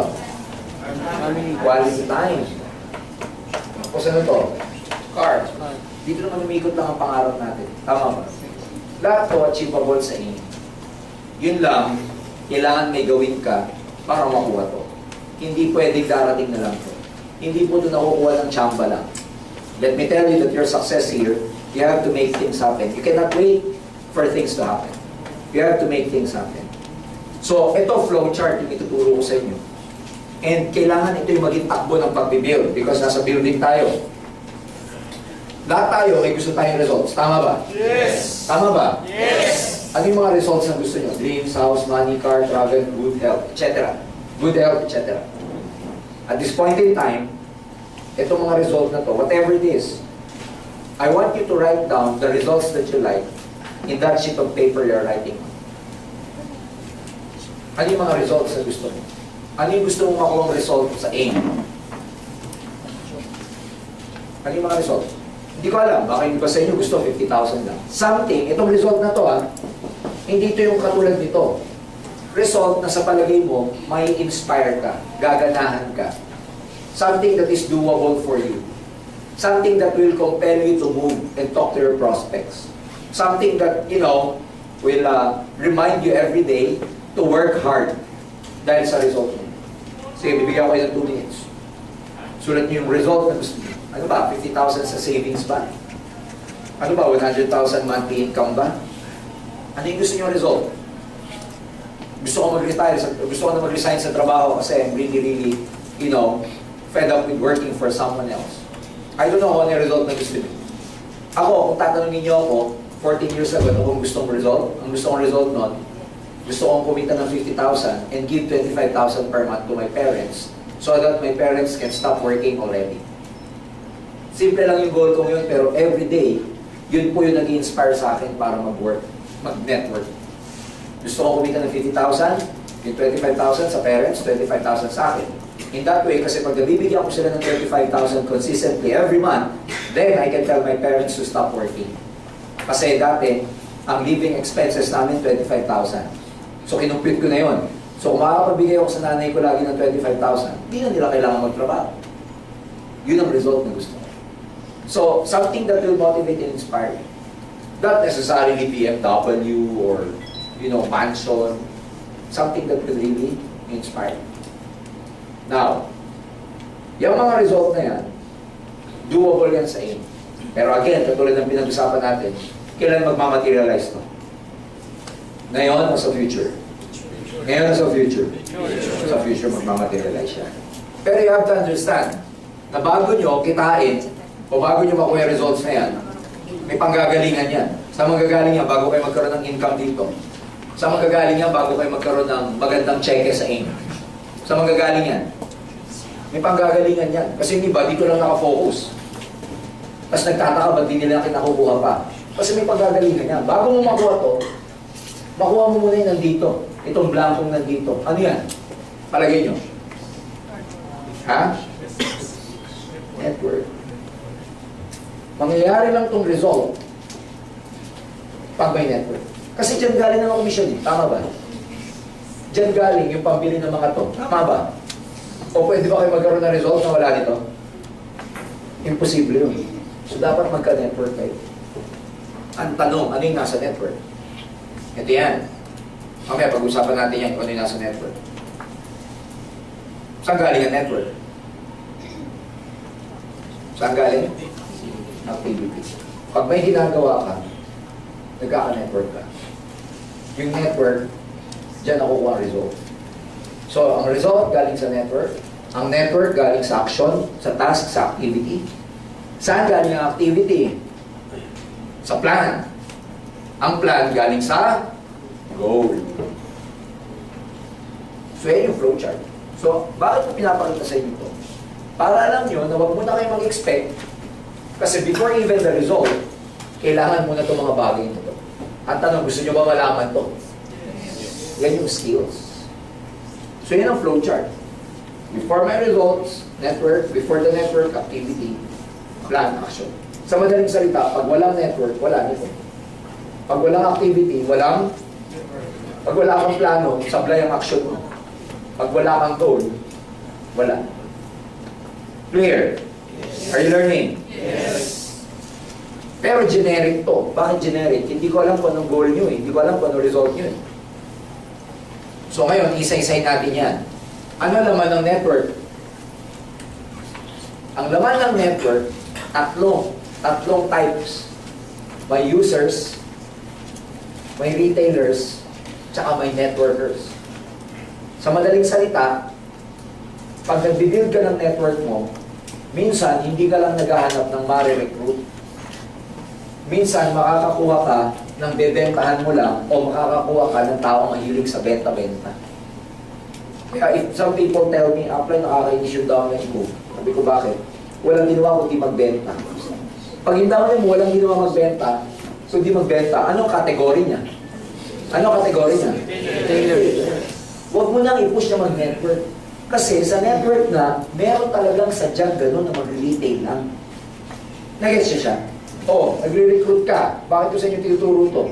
Ayaw nung nire-recruit mo, ano gagawin mo sa kanya? Bentahan mo na lang. Diyan nakakalimut ang maraming networker. Kasi mindset nila, pag may nire-recruit, recruit lang. Hindi nila lang pag ayaw, customer yun. Pag di may points ka na, may commission ka pa. Tama ba? Yes. No. Huwag kayong makakalimutan. To some people, ang focus nila, puro ito lang. Hindi. Minsan maghanap ka na retailer tsaka users. Again, ang healthy na network yung maraming users. So pag meron kayo nire-recruit at ayaw, convert them to users. Sometimes may marirecruit ka. Ang gusto lang muna magbenta-benta. Pero ang evolution niya, from benta-benta, one day, makikita niya rin yung picture of networking. In fact, meron ako mga downlines, kaya ako naging downline. Customer ko muna. Sa ganda po ng kanilang experience sa product, ang ginawa nila, kinwento. Nung sinabi ko sa kanya na pag nagkukwento ka, alam mo meron kang profit, ano ginawa niya? Kwento siya ng kwento kasi meron siyang 25%. By the time na nakikita niyang dumadami yung customer niya, ano na tawag sa kanya? Retailer. Ngayon, yung mga customer niya, gusto rin magbenta, saka ko siya na ngayon na i-convert into network builder. Pero saan mo na nauna? User. In fact, sa study ko, even in my former company, ang pinakamatibay na networkers, alam niyo kung sino? Yung mga naging users mo. Yan ang pinakamasarap na recruit. Yan ang pinakamasarap na networker. User muna bago naging networker. Hindi yan eh. Hindi mo matitibag kahit ano mangyari. It's not just about the finances kasi. Experience na sa product ang meron yan eh. Kaya kahit ganong negative ang abutin sa labas, wala. One example, yung mami ni John B. She's a very good retailer. Kasi meron siya experience sa product. She's a very good retailer, sharing ng product. Nakita niyo yung benefit sa customer niya ng kanyang mga produkto. That's why she's a very, very effective networker.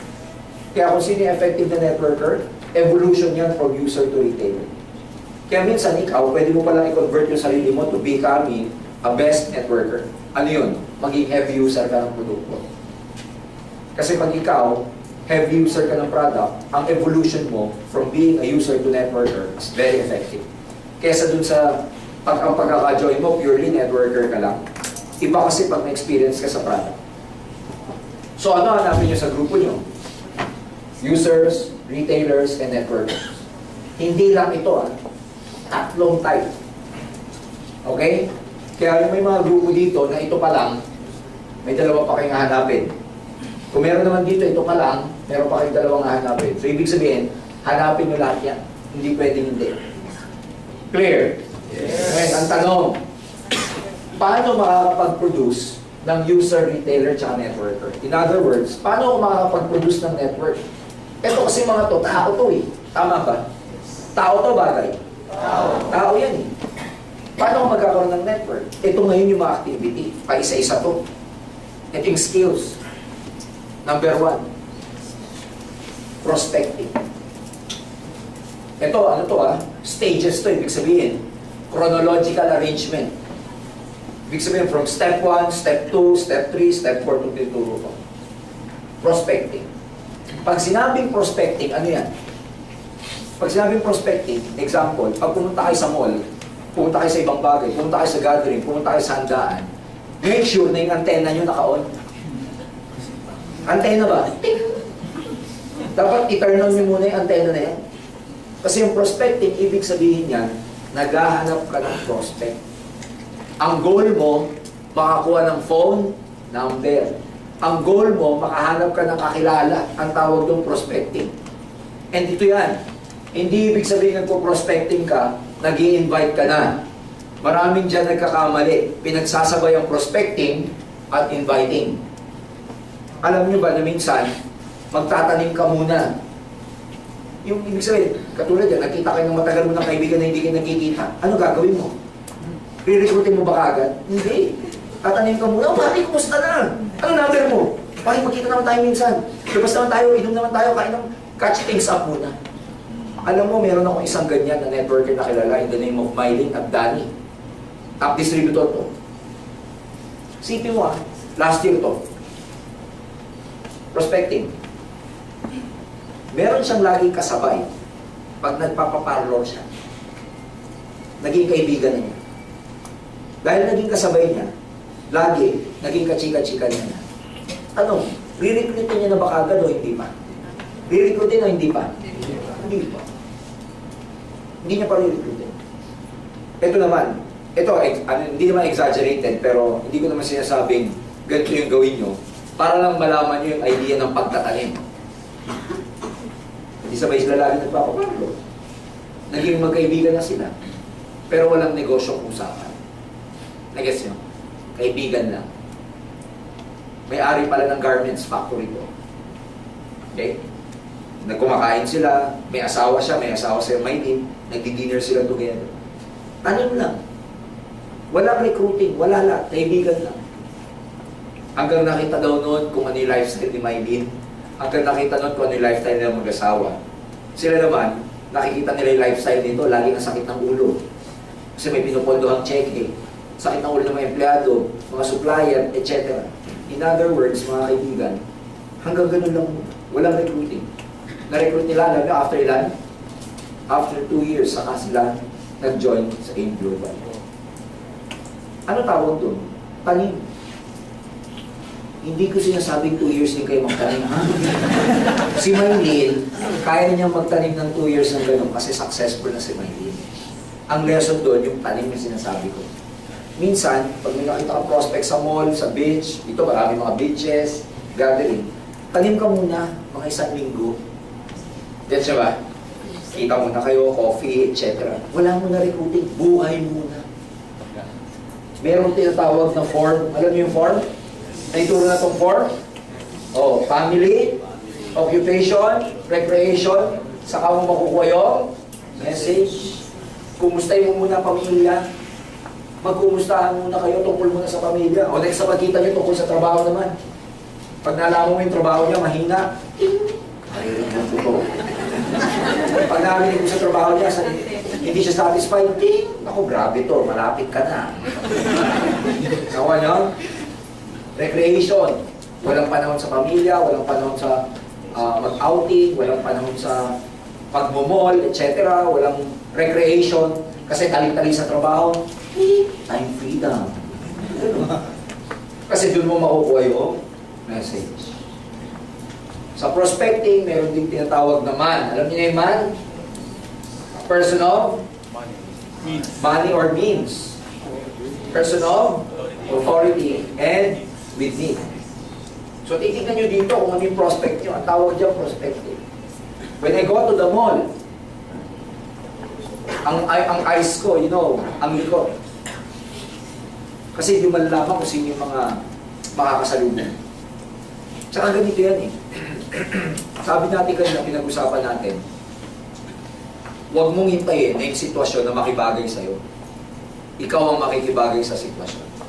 If the situation presents itself, na pwede ka magkaroon ng kaibigan, pwede kang ma-approach ng tao kahit stranger, go for it. Ako, I always do that in the bank. Pag nasa bangko ako, haba ng pila, ako ang dami ko nakakukuha dyan prospect. Tawa niyo ba? Yung iba, nagpumitira sa Meralco, sa Manila, kasi ang haba ng pila sa Meralco. Nakakakuha sila ron. Ang tawag doon, prospecting. Sa Davao, ang office natin sa Davao, 4th floor. Magmula ground floor hanggang 2nd floor, Pag-ibig. Alam niyo Pag-ibig? Yung nag-apply ng ang dami laging tao. Alam niyo mga distributor natin doon, ako tuwan-tuwa, ang dami nila nare-recruit, nag-apply ng Pag-ibig. In fact, meron doon, nag-apply ng Pag-ibig loan. Yung kalahati, pinang-pay-in, nag-7 heads. Nakuha niyo? So, prospecting is very important. Skills yan, kaya dapat nagpo-prospect kayo. Prospecting, part ng prospecting, meron kayong prospect list. Kaya if you want to become distributor or top successful distributors here, dapat may prospect list kayo because very basic of prospect list. Kung yung very basic hindi nyo nagagawa, di lalo na yung mga mas malalalim pa. So when you go up tonight, ang assignment ninyo, magsulat din ng pangalan at least 50 names. Ang mali sa prospect list, maraming distributor, pag nakapaglagay na ng 50 names, hindi na po nagdadagdag. Aba, teka muna. Dapat yung prospect list nyo, lagi kayo nag-update. Dinadagdagan yan. Hindi na natatapos ng 50 lang. So kahit saan kayo magpunta, prospecting. Pag sale sa galeria, sa office natin, lagi ako nasa mall niya kasi ang daming nagpupuntang mga tao sa mall pagka sale, tama? O hindi mo sasabi doon, baka may kaibigan ka maligaw. So wherever you go, pag may birthday, minsan nasakit ng mga networker, Ipapahinga na lang nila kaysa umattend ng birthday. Itutulog na lang. Dapat masipag kayo sa mga social gathering kasi sa mga ganyan kayo makaka-recruit. Kaya magmula ngayon, lahat ng wedding, lahat ng anniversary, binyag, pupuntahan nyo. Totoo yan. Let me tell you this. Kung nasa networking kayo, dapat ang circle nyo lumalawak din. Because darating yung panahon, maubusan kayo ng prospect. Take it from me for 14 years. Kaya ngayon, ano ginagawa namin? Mga networkers, nag-enroll sa gym. Kasi yung parang may makilala kang bago. Kita nyo yung mga GA natin. Si Roy Saldua, naglalaro ngayon ng golf. Parang may mga makilala sa golf club. Kailangan, lakihan mo rin yung ano mo eh. Kasi after a while, masasaturate mo yung mga prospect mo eh. So dapat magdagdag ka. Yung iba, sumasama ng Lions Club, JCs, para lang magkaroon ng prospect. You get what I'm saying? So, prospecting ang tawag doon. Okay? Oh. Second stage, pagkatapos ng prospecting, ano gagawin mo? Mag-recruit ka na. Recruiting means sponsoring. How do you recruit people? Ha? How do you recruit?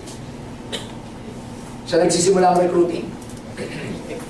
Nagsisimula ang recruiting sa invitation. Ang goal nyo, pagdating sa recruiting, ang goal dito, i-present ang OPP. Pag nasa recruiting stage na kayo, your goal is to present the OPP. Pag nasa prospecting ka, your goal is to get the number para magkaroon kayo ng communication when to set an appointment. Ang goal sa prospecting, masama mo lang siya sa prospect list mo.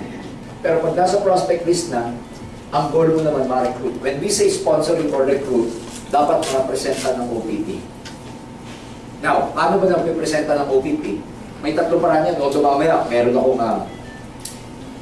akong sasabihin mamaya, no? Dito sa pagdating sa presenting. Ang goal mo pag nagre-recruit ka, ma-presentan siya ng OPP. Ulitin ko ang goal mo ang goal ng recruiting, ma-presentan. So simple lang. The more presentations you have, the better. Pero magkakaroon ka ng maraming presenting or presentation pag marami kang nare-recruit. Marami ka lang nare-recruit pag marami kang prospect. So saan sila magsisimula?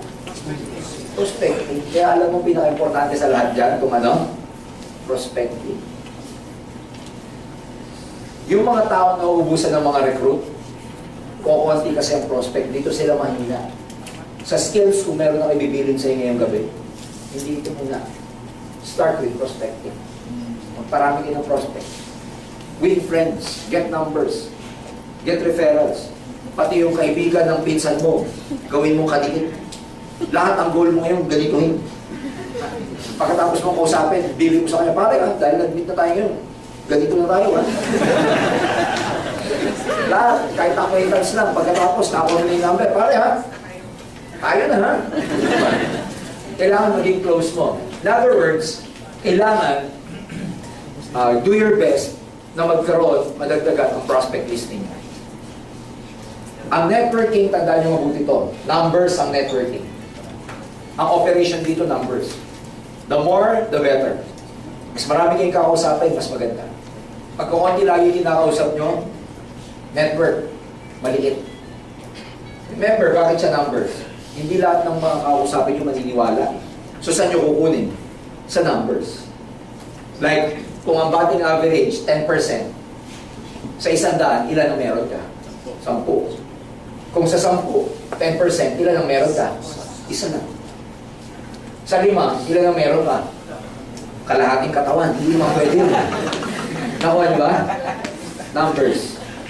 Don't expect na, don't play with luck. Some people, they'd rather, play with luck na, okay lang, baka swertihin ako. No. Nakukuha to sa numbers. Sa numbers nyo lagi kukuha. So, ano yung sa recruiting? Diyan pumapasok yung invitation. Invitation like what? Ang pinakamahirap ma-invite yung kaibigan na alam na networking. Tama ba? Pag sabi ng kaibigan nyo, pare, alam ko na yan. Alam ko na yun. Amoy networker ka, Brad, sabi sa'yo. Hindi ka pa nagsasalita. Ang pinakitaan. May mga ganong prospect, ang galing mga amoy. Yung papasok ka pa lang, gaganito ka lang, pare, oh, wag. Inumusan ka, walang yan. No. O, paano pag may kaibigan ka, halimbawa, ganito? Ako ang teknik ko ganito.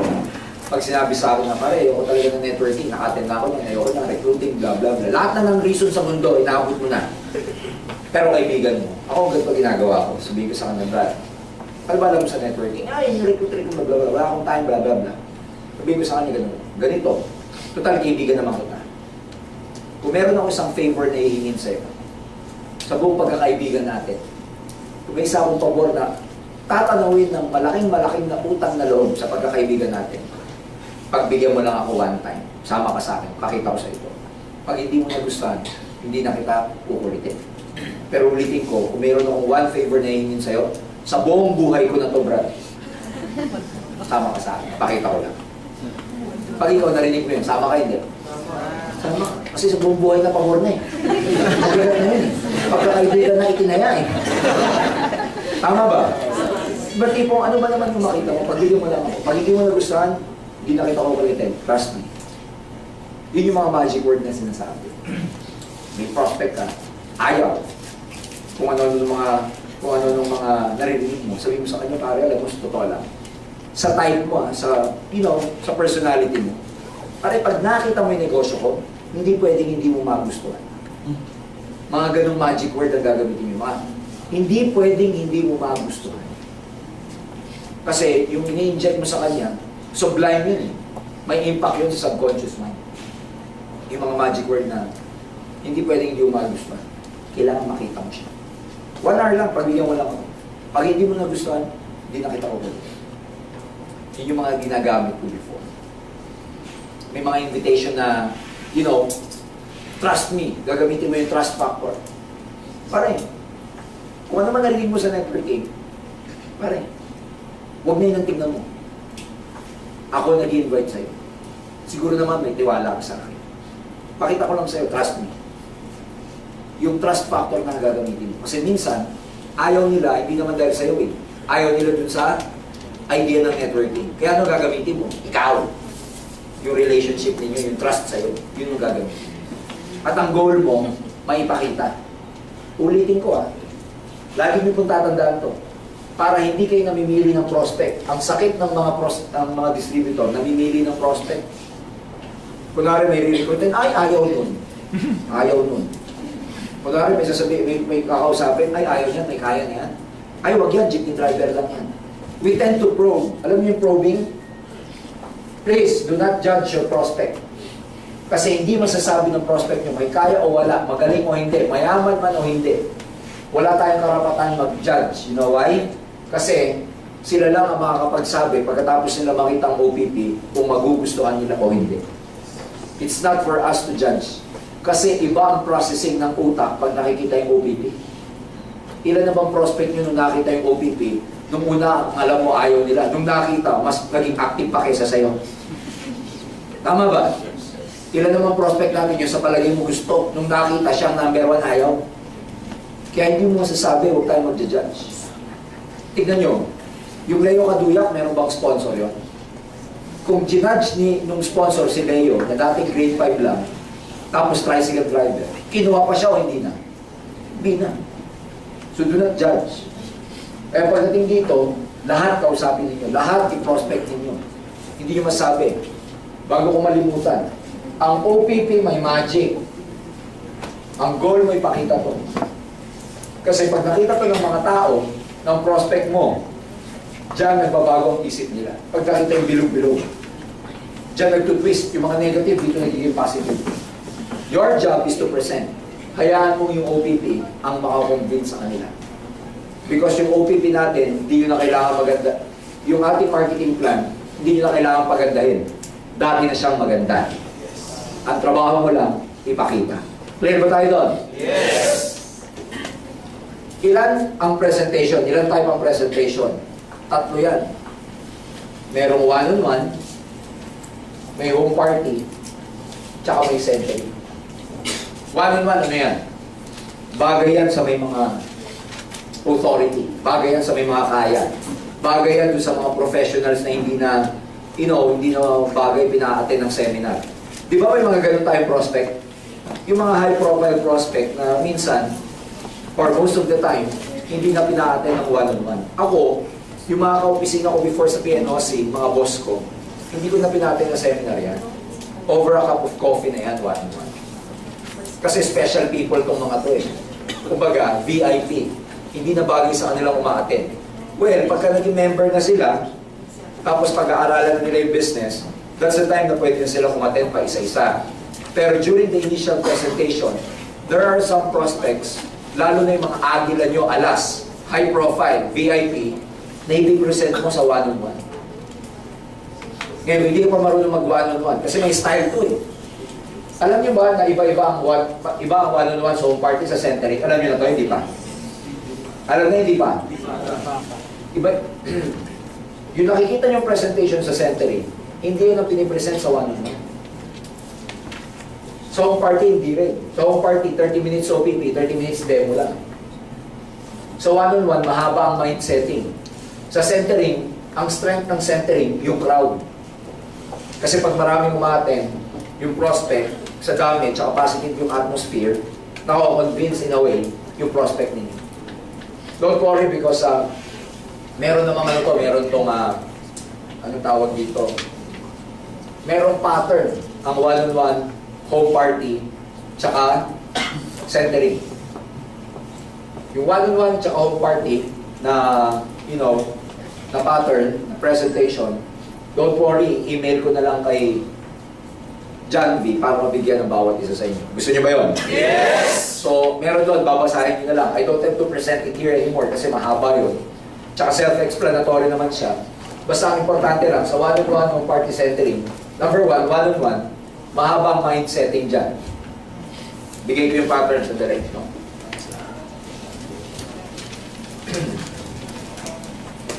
Okay. One-on-one. Well, sa lahat naman to. Sa lahat. Ito ang pattern ko sa lahat. Number one, part one, pag nagkita ba kayo ng prospect o nag-present ka sa home party, sa one-on-one o kaya centering marketing plan ka agad, networking ka agad, company profile agad. Okay. Ano una? Ang pinakauna, alam nyo, testimonials, ano pa, sharing, how did you join, etc. Itong portion na to, ang tawag dyan, mind setting. Okay? Ano yung nasa mind setting niya? Sharing, building rapport. Alam niyo yung rapport? Pag nag-one-on-one kayo, hindi naman kagad OPP. Rapport muna. When I say rapport, kumusta na kung ano ba? Kumusta? Saan ka nag-work? Kumusta work mo? Kumusta trabaho? Etc. Blah, blah. Ang tawag sa rapport, palagayang loob muna. Especially sa one-on-one. Nagpapalagayang loob muna kayo. Mind setting. Nagets nyo? Parang ganito yan. Ako, hindi ako bumubunot ng ballpen at papel sa one-on-one. Hindi ako nag-OPP. Kung sa mind setting pa lang, hindi ko siya na-convince. The moment na binunot ko yung papel, yung ballpen ko during one-on-one, ibig sabihin yung kausap ko, in the bag na. Hindi ako nagpe-present ng OPP pag siya, hindi ko pa nakukuha. Nandiyan sa ibig sabihin, ganun ako ka-effective mag-one-on-one. Pag one-on-one kita at nilabas ko yung ballpen ko, half convinced ka na ibig sabihin. Bakit ako ganun? Again, kasi nga 14 years na ako. I don't expect you to do that. You will do it practice by practice. So darating ang panahon, kami, ganyan ako, yung sponsor ko. Lahat ng downlines ko, alam yan. Pag nasa isang restaurant kami, kunwari sa galeria, karamihan ng tambayan ng mga networkers dyan, from yung coffee bean, o kaya itong Gloria Jeans. Pag nagko-coffee ako sa coffee bean at meron akong prospect, yung mga downlines ko nasa ibang table, kasi meron din silang one-on-one. Tinitignan nila ako. Pero the moment na bumunot ako ng papel, makikita mo mga noon nila gumaganito. Gumagano na. For them, alam na nila na in the bag na yung kausap niya. The moment. Pero pag hindi ko nilabas ang ballpen ko, Hindi ako mag-access ng oras sa tao. Nagets mo yung ibig ko sabihin? As a networker, I'm prouder than my kausap. Mas mayabang ako kaysa sa kausap ko. Pag ayaw mo, wag. Something like that. Kasi pinapakita ko sa'yo, opportunity. Hindi ko kailangan magmakaawa. Gets, di ba? Because I know what, alam ko kung ano nandito eh. Tama ba? So, una, mindsetting muna. Pag na-mindset mo na, ganito yung pattern. Okay? Number 2. Saka mo palang yung OPP. Ang OPP, ang pattern niya, number 1, don't forget, company profile. Okay? Ano yung nasa company profile? Ilang years ang aim, sino may-ari, etc. blah blah blah. Number 2, concept ng networking. Huwag niyo kakalimutan ipaliwanag to. Ano yung concept ng networking?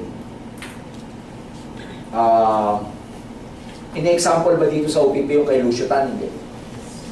Lucio Tan? Nababanggit? Ayan, concept of networking yan. Okay? Halimbawa, si Lucio Tan ito. What is networking? Ang networking ganito. Ikaw to, dalawa yan. Pwede kang magbenta, pwede kang mag-recruit. Sa benta-benta, maganda siya kung may benta. Pero pag wala kang benta, wala kang kita. Kaya dito sa networking, yung ginagawa namin, nag-e-expand. Just like any traditional business, mag-e-expand ka muna. O mag-e-expand ka to para lumaki negosyo mo. Pero imbis nang i-open mo, tindahan. Halimbawa, meron kang hardware. Kung gusto mo lumaki yung hardware mo, magdagdag ka ng hardware. Halimbawa, meron kang taxi. Kung gusto mong lumaki kita mo sa taxi business, magdagdag ka ng taxi. Pero imbis na taxi o tindahan ang i-open mo dito, gagawin mo dito tao. Magre-recruit ka. Kailangan itong bilog-bilog na to, maipakita nyo. Kasi pag hindi na ipapakita itong bilog-bilog na to, na ipapakita yung marketing plan na hindi alam ang konsepto ng networking ng mga prospects natin. So dapat makita. Pag ito, yung kaibigan mo, nag-recruit, okay? Ikaw, nag-recruit ka, yung mare-recruit mo, dalawa rin ang option niya. Pwede siyang magbenta, pwede rin siyang mag-recruit. In other words, sasabihin mo sa prospect, pag ito pinadami ko, pag ito tinuloy ko yung cycle, nadami ba hindi? Nadami hindi. Ano ang networking? Ito kaibigan ng kaibigan ng kaibigan mo, itong tao to, kilala mo pa hindi na. Pag ito nagbenta sa customer, may kita ka wala? Ikaw ba nagbenta? Kilala mo pa ba siya? Bakit maganda siya? Simple lang. Kahit ikaw may trabaho ka, kumikita ka. Bakit maganda siya? Kasi kahit nakatali ka sa trabaho mo, as long as there are product movement in this network, kumikita ka. That's why dito, possible yung 100,000 naman. Kasi itong 100,000 naman doesn't come from your own effort, but from the effort of a lot of people doing small things na pag ginawa, pag pinagsama-sama, nagiging volume. Clear o hindi? Pag naipakita nyo sa prospect nyo, dyan na maintindihan ng networking. Bago nyo ipaliwanag yung marketing plan. Guess what? Walang pinagkaiba to sa negosyo ni Lucio Tan. Lucio Tan to. Example ko negosyo niya yung Fortune Tobacco. As Lucio Tan, manufacturer, siya ba nagbibenta sa customer? Hindi. Binabagsak niya pa yun sa wholesalers. Yung wholesalers, ibabagsak sa area agents. Area agents, ibabagsak sa middlemen. Middlemen, binabagsak sa mga retailers. Diyan tayo bumibili. Let's say you buy a cigarette worth $250 sa outlet na to, o sa tindahan, o sa batang ito. Pag itong customer bumili ng Yossi sa tindahan na to, si Lucio Tan, kumita hindi. Siya ba mismo nagbenta? Si Lucio Tan ba, kilala ko to? Ito, kilala si Lucio Tan, pero si Lucio Tan, hindi kilala ko. Pero kumita siya. Let's say sa 250, ang kinita ni Lucio Tan, 10 centavos na lang, cost. 10 centavos sa isang stick. Sa dami ng nag-Yossi, magkano kinikita nito? Ang hindi alam ng maraming tao, ang negosyo namin sa networking, pareho lang. Nagkaiba lang kami sa produkto. Kung ang produkto niya nakaka-cancer, ang produkto namin nakakatulong sa may nakaka-cancer.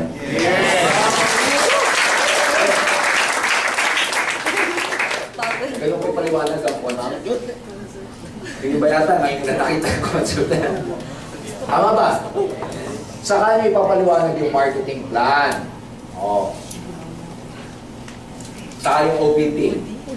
Ang OPP tatlo. Ang marketing plan tatlo. Ano yun? Ha? Ako, pag nag-explain ako ng marketing plan, makikita nyo bukas. In-explain ko muna yung binary. Ano in-explain sa binary? Dalawa lang naman yan eh. Direct referral bonus, tsaka match sales bonus. Pagkatapos i-explain ng binary, in-explain ko yung uni-level. Ano yung uni-level? 10% sa direct, 5% until 10th generation. Tama ba? Saka ko in-explain yung step-step. Ganyan ako mag-explain ng marketing plan. Hindi ko pinagsasabay-sabay. Yung iba kasi sinasama-sama. Maganda yung plan nyo pa isa-isa. Binary, uni-level, stair-step. Ang closing remark dito, sinasabi ko lagi sa distributor, sa mga umatin, yung iba nalilito. Tatanungin ako, Georgian, mamimili ba ako dyan? Hindi kayo mamimili. Sa AIM Global, sa ayaw at sa gusto nyo, sabay-sabay kayong kumikita sa tatlong marketing plan niya. Yun ang closing ko dito. Gets nyo siya? O, last part. Ano last part? Closing. O, ano yung closing? Ano mga magic words sa closing? Just try. Ano pa? Have a good learning attitude. Balik-balikan niyo. Sa closing, dyan makakaliwanag yung pagkaka-importance ng 1 head, 3 heads, tsaka 7 heads. Sa closing, dyan mo babaliwanag yung follow-up. Kailangan bumalik siya para maatinan. Ano? NDO, o kaya product demo ulit, o kaya OPP ulit. Nag-gets siya? So, ibig sabihin, sa OPP, apat na part lang. Company profile, concept, marketing plan, and closing. Huwag kayong makakalimut sa closings kasi sa closing, ang goal mo sa closing, makabalik yung prospect mo.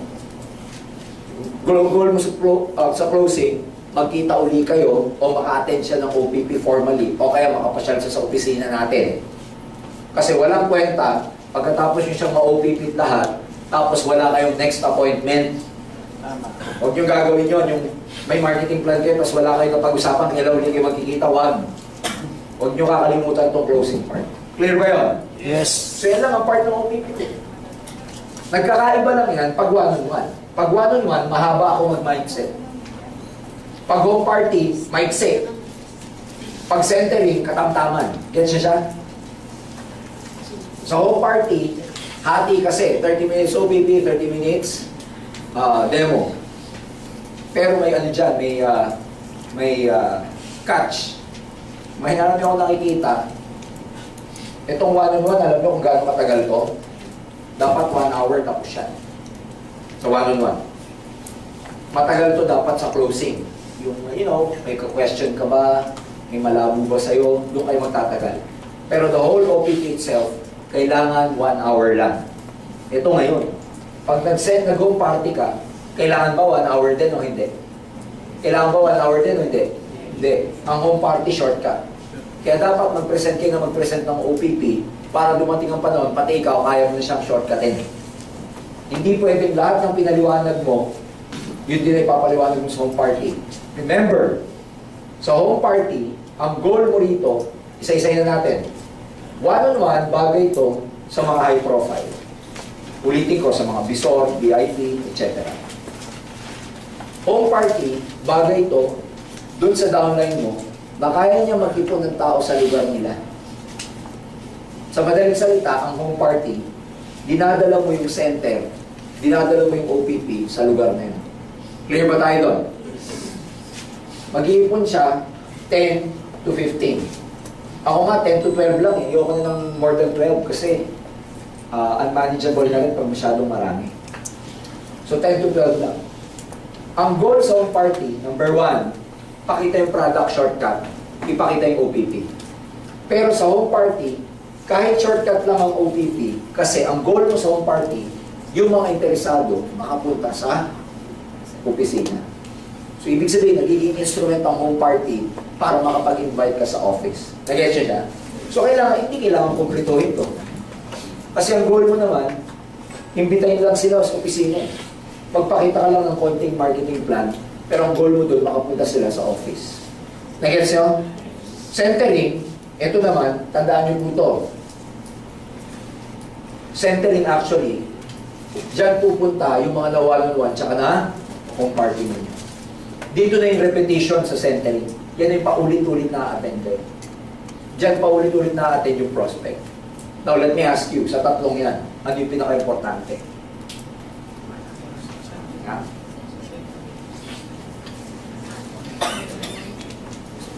Sa tatlong yan, ano yung pinaka-importante? Guess what? Sa tatlong yan, ang pinaka-importante, yung tatlong yan. Tama. Dapat meron po kayong activity ng tatlong yan. Unhealthy ang network na isa lang dyan ang ginagawa. You should be doing all at the same time. Okay? So, alternate. Kung wala kang one-on-one, dapat may home party o centering ka. Kung wala kang home party, dapat may one-on-one ka. Kung wala kang one-on-one, dapat may centering ka. Problema kasi sa iba, pag wala ng one-on-one, nagsisentering, siya lang. Mali yun, dapat may invited ka sa centering. Nag-get siya? Remember, ang goal natin, makapagparami ng recruit. Are you learning? Yes. Okay. Ano pa, pagkatapos niyan, o pagka sa Manila, meron kami tinatawag na big days. Company-sponsored. Nakaka-receive ba kayo ng text nito? Minsan sa Manila, meron halimbawang i-rent ng Jollibee sa isang lugar, iti-text lahat ng distributor ng AIM Global, pupunta doon, pwede kang magdala ng prospect kung saan man yung venue na yun. Sa Manila, usong-uso yan, ang tawag dyan, big days, company-sponsored. Naka-text brigade yan. Halimbawa, meron na OPP sa Pasig, Jollibee Pasig. Lahat ng distributor within the area na naka-receive ng text na yun, pwede silang magdala ng prospect nila doon sa Jollibee Pasig. May certain oras yun kung anong oras. So, ewan ko kung ginagawa dito yan, pero meron naman kayong center dito, so you don't need big days anymore. Meeting after meeting, usong-uso to pagkatapos sa centering. Ano itong meeting after meeting? Ito na yung tatanungin nyo, may questions. Yan yung makikita nyo, nagbibilog kayo pagkatapos mag-OPP. Ang tawag doon, meeting after meeting. In a way, ang mom is closing.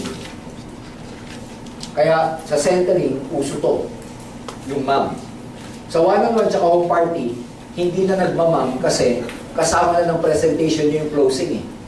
Pero sa centering, dahil hindi ka ang speaker, pag may recruit ka, make it a point na may meeting after meeting yung na-recruit mo. Pagkatapos ng OPP, huwag yung tatayo kayo, uwian na, hindi ganun. Upo muna kayo, oy, kumusta? Okay ba yung presentation? May tanong ka ba? Yun ang meeting after meeting. Alam mo, ganito. Kung interested ka, pwede ka mag-sign up ng application form na yan. Tapos, paliwanag ko lang sandali yung global package. Pakiliwanag mo lang yung global package. Paliwanag mo lang yung 3 heads, tsaka 7 heads. Paliwanag mo, kailangan maka-attend siya ng NDO. Ang closing remark mo, kailan ka pwedeng bumalik? Pwede ka ba sa Thursday? Kasi may NDO dito sa Thursday sa gabi. Nag-get siya? So yun ang meeting after meeting.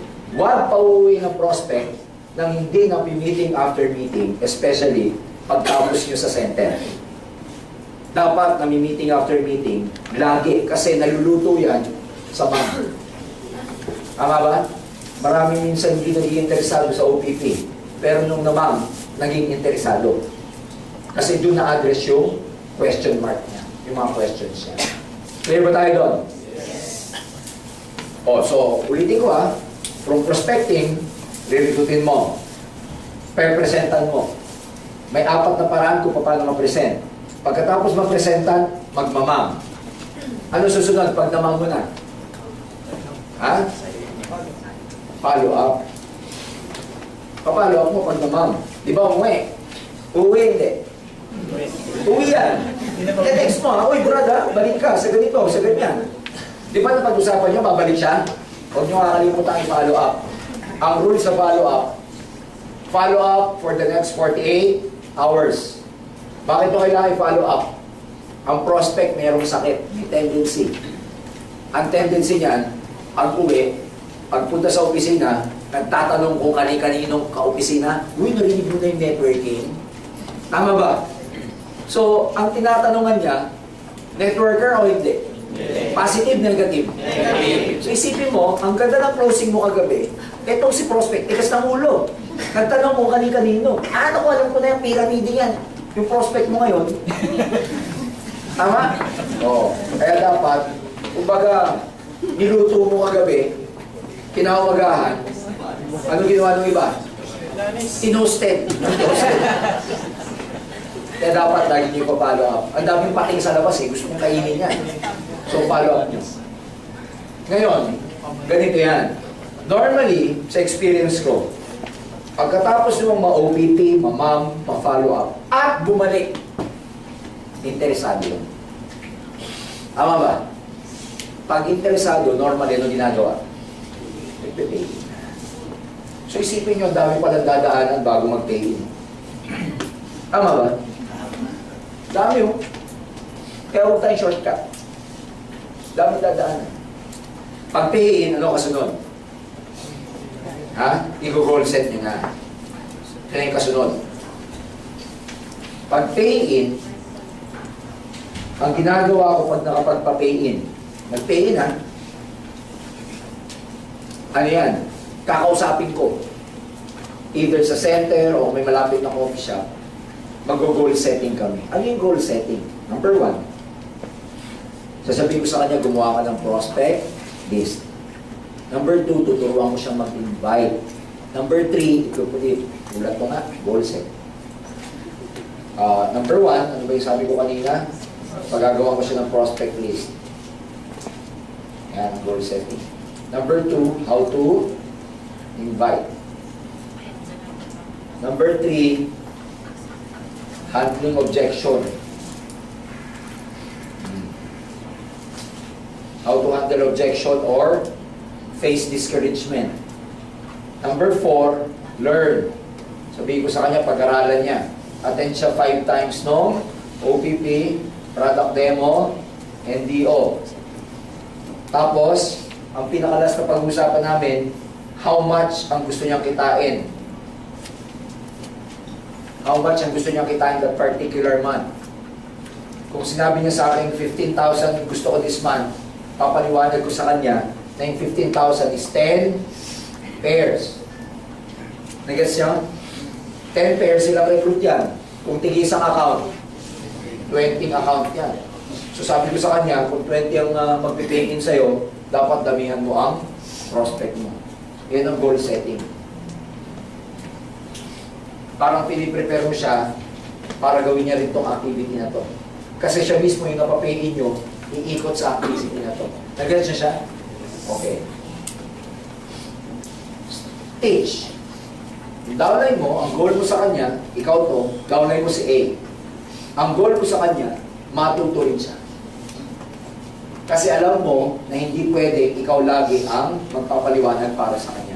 So part ng job mo, tulungan siya, help him build, pero while helping him build, you have to also teach him. So dalawang goal mo. Nagkakamali yung maraming distributor pag ang ginagawa, help lang. Pag tinutulungan mo lang, hindi ka na duduplicate.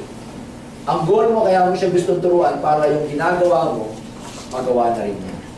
You have to clone yourself. Because ang leverage nangyayari lang pag yung downline mo, nagagawa na rin yung nagagawa mo. Pag hindi nagagawa ng downline mo, yung nagagawa mo, mapapagod ka. Ikaw lahat. Remember, you have to multiply yourself. You only multiply yourself pag nagtuturo ka kasi ang goal mo duplicate. Clear ba tayo? Now, imagine nyo mabuti ito. Pag lahat ng downline nyo naduduplicate kayo, pag lahat ng downline nyo nagagawa yung nagagawa nyo, ano ibig sabihin nun? Ang buong grupo mo, ang daming activity.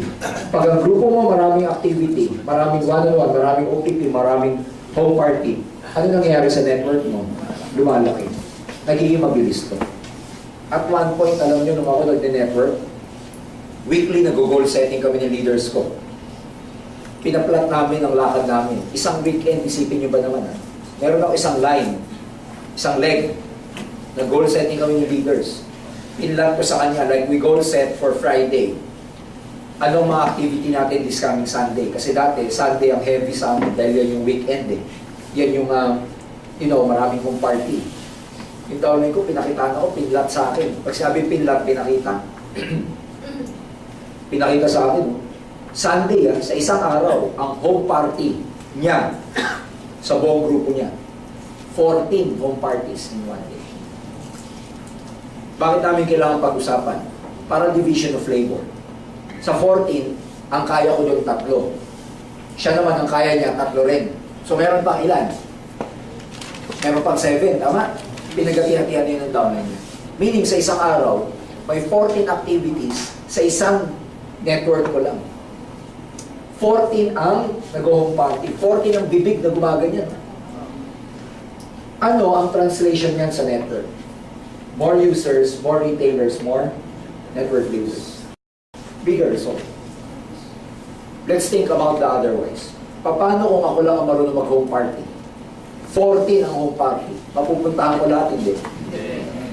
Kaya there needs to be a duplication. Your network will fly, lilipad ang network ninyo pag kayo natuto mag-isa mag-OPP. Kasi the moment matuto ka mag-isa mag-OPP, yung mga magiging downlines mo, iduduplicate ka. Pero pag lagi nag-OPP sa'yo, upline mo, wala kang maduduplicate ang downline mo sa'yo. So ako, mas bumilis ako noon nung natuto ko mag-OPP. Kaya ang goal ko sa bawat isa sa inyo, ipag-goal ko, na kailangan kayo lahat, maybe about 2 to 3 weeks from now, kailangan marunong na kayo mag-present individually ng marketing plan without your uplines. Doon kayo to take off. Believe me, as long as yung upline mo nandyan, yung confidence level kasi sa atin, mas maganda pag yung upline ko kasi magaling na yung upline ko. Totoo yun. Pero ang worry, ang danger doon, pag upline mo lagi yung gumagawa, yung skills mo hindi na di-develop.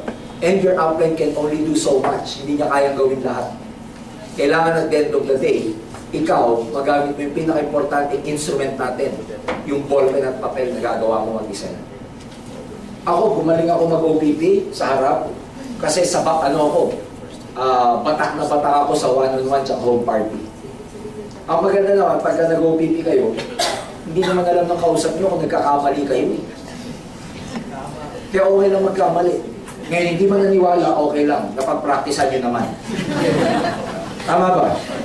Kaya mga gamit, sabi sa offline, kasi hindi mo kasi naman, hindi ko tuloy na pa-pay. Okay lang, napag-practicean mo naman. Kasi minsan ang confidence, minsan ang mga downlines, laging sa'yo.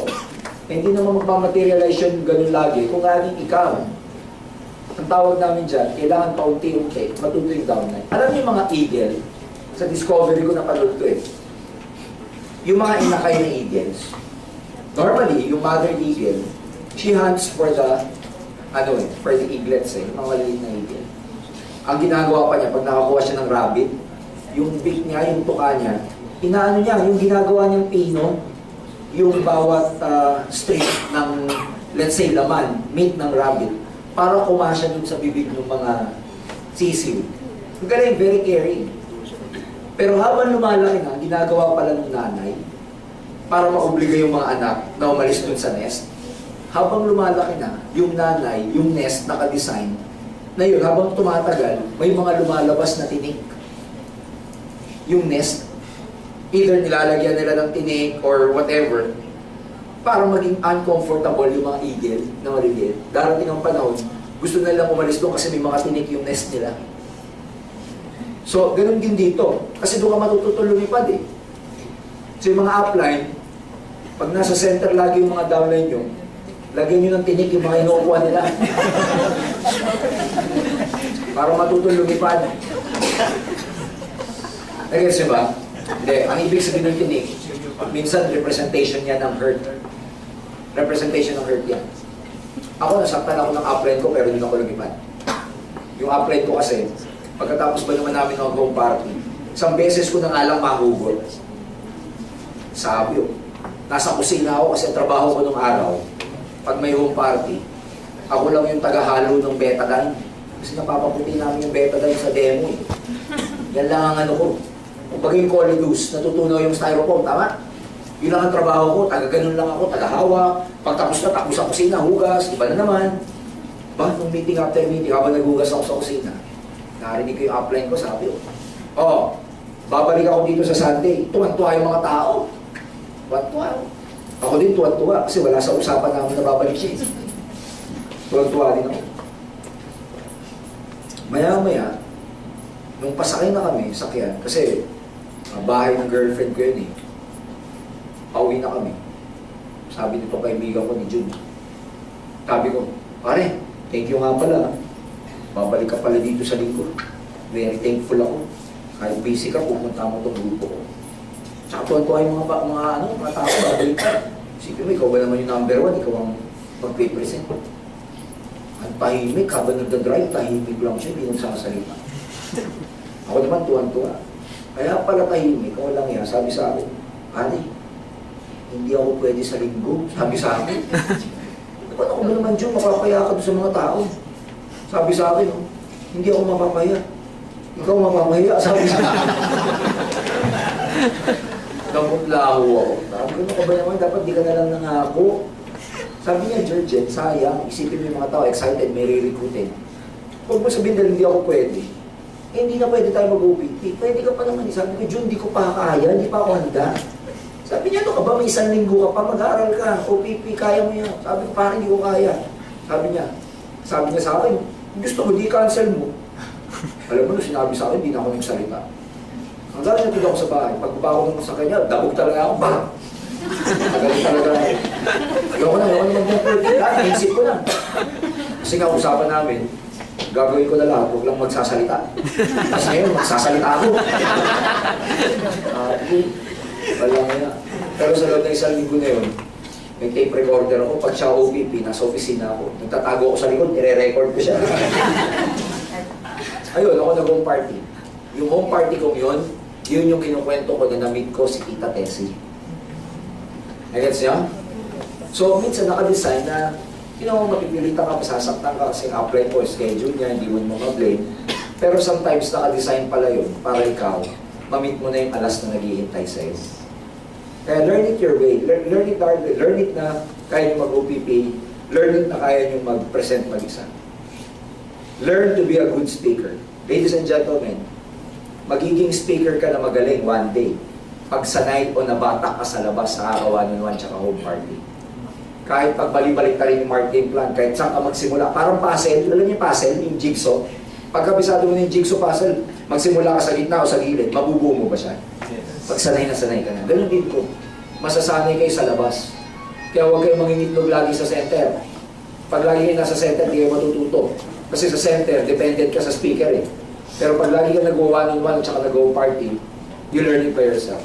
Clear ba yun? Yes. Siyempre, ang huwag nyo kakalimutan turuan, yung downline nyo mag-retail. Kasi gusto natin siyang i-convert na healthy network in terms of product movement. Ayaw lang natin siya maging networker lang, na nagre-recruit lang. Gusto natin gumagamit, tsaka nagbibenta. Because ang pinag-usapan natin, mas nagiging healthy ang network pag healthy ang product movement. Ang long-term sa negosyo to, yung product movement. Ayan, natatapos na tayo. We go to the plan. Pagdating sa plan, make sure you manage your time very well. Time management to. Well, pag builder ka naman, di pa nakakalito yan. Pag builder ka, ang goal mo lang, paramihan lang ng one-on-one, paramihan lang ng OPP home party. Paramihan lang ito. Okay? Huwag kayong malilito doon sa sinasabi ko kanina na marami kasi mga distributors, nasa building stage pa lang, nag-grow na sila. Mali ang time management nila. Pag beginner ka, alam mo goal mo? Bukod sa sinusuportahan mo yung existing group mo, ikaw, nagdidirect ka pa na nagdidirect. Alam niyo ba na pag dinrawing natin yung marketing plan o yung OPP, ganito yan? Alam niyo ba yan? O hindi? Ikaw to. Downline ka si A. Downline ka si B. Spill over mo si C. Kanino mo ilalagay si C? Pwede kay A, pwede kay B. Pero itong dinrawing ko to, pareho lang yan ito. Ikaw to, A, B, C. Tama ba? Tama ba? Yes. Kaya pag ako, nagdodrawing ng bilog-bilog na ganito, you know what I mean. Direct. So, ang goal mo, plan, time management, is to look for people na mag-a-active sa'yo. In my experience, ang healthy huwag kayong ihinto na maghanap ng direct hanggat wala kayong 4 hanggang 6 na active na direct. When I say active, Paano na nalalaman ng isang distributor na active? Ito mga symptoms niya. Nag-aaral, nagre-learn, nagpo-prospecting, nagre-recruit. May activity lagi, yun ang active. Lagi may pinapawalan man sa'yo, lagi may pinapa-home party, lagi nagre-recruit sa center. Itong mga to, kaya nga siya tinawag na activity, sign ng pagiging active ng distributor pag may ganito siya. So pag may 4 ka ng downline hanggang 6 na very active sa ganito, stop, doon ka palang hihinto. Kasi sa kanila pa lang, mauubos na oras mo. Pag nag-open ka pa, baka yung ma-open mo, mapabayaan mo lang kasi itong existing mo, meron ng tinatawag na momentum. Malalaman kung may momentum ang grupo mo, pag active yung direct mo. Doon sa former company ko, ang naging direct ko lang na kaya kong alagaan, sa sobrang active nila, 3 lang sila. Ubus na oras ko sa kanilang 3. In 2.5 months, nag-global ambassador ako, equivalent dito. What can be done in 1 year? Diba dito nagiging global ambassador normally after 1 year? Doon sa former company ko, ang tawag namin manager. Ang manager doon, nagmamanager doon after 6 months to 1 year. Nag-manager ako part-time, 2.5 months. Bakit? Yung 3 ko, sobrang active.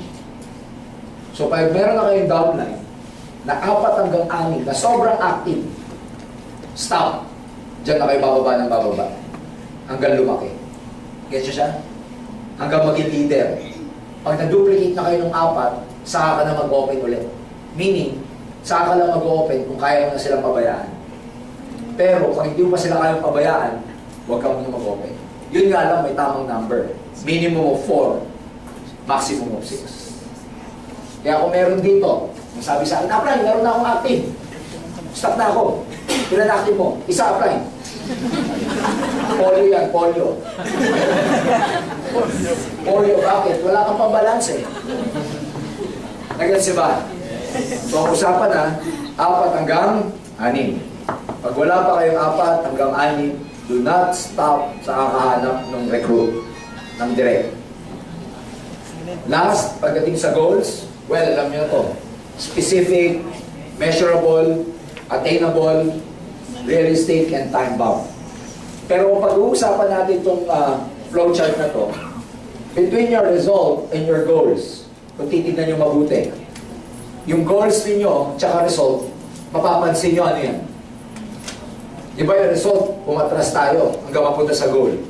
Ano mapapansin nyo sa goal at saka result? Mapapansin nyo sa goal at saka result, actually, iisa lang yan. Tama ba? Iisa lang yan. Meaning, itong result na gusto mo, kung titignan mabuti, yan din ang goal mo.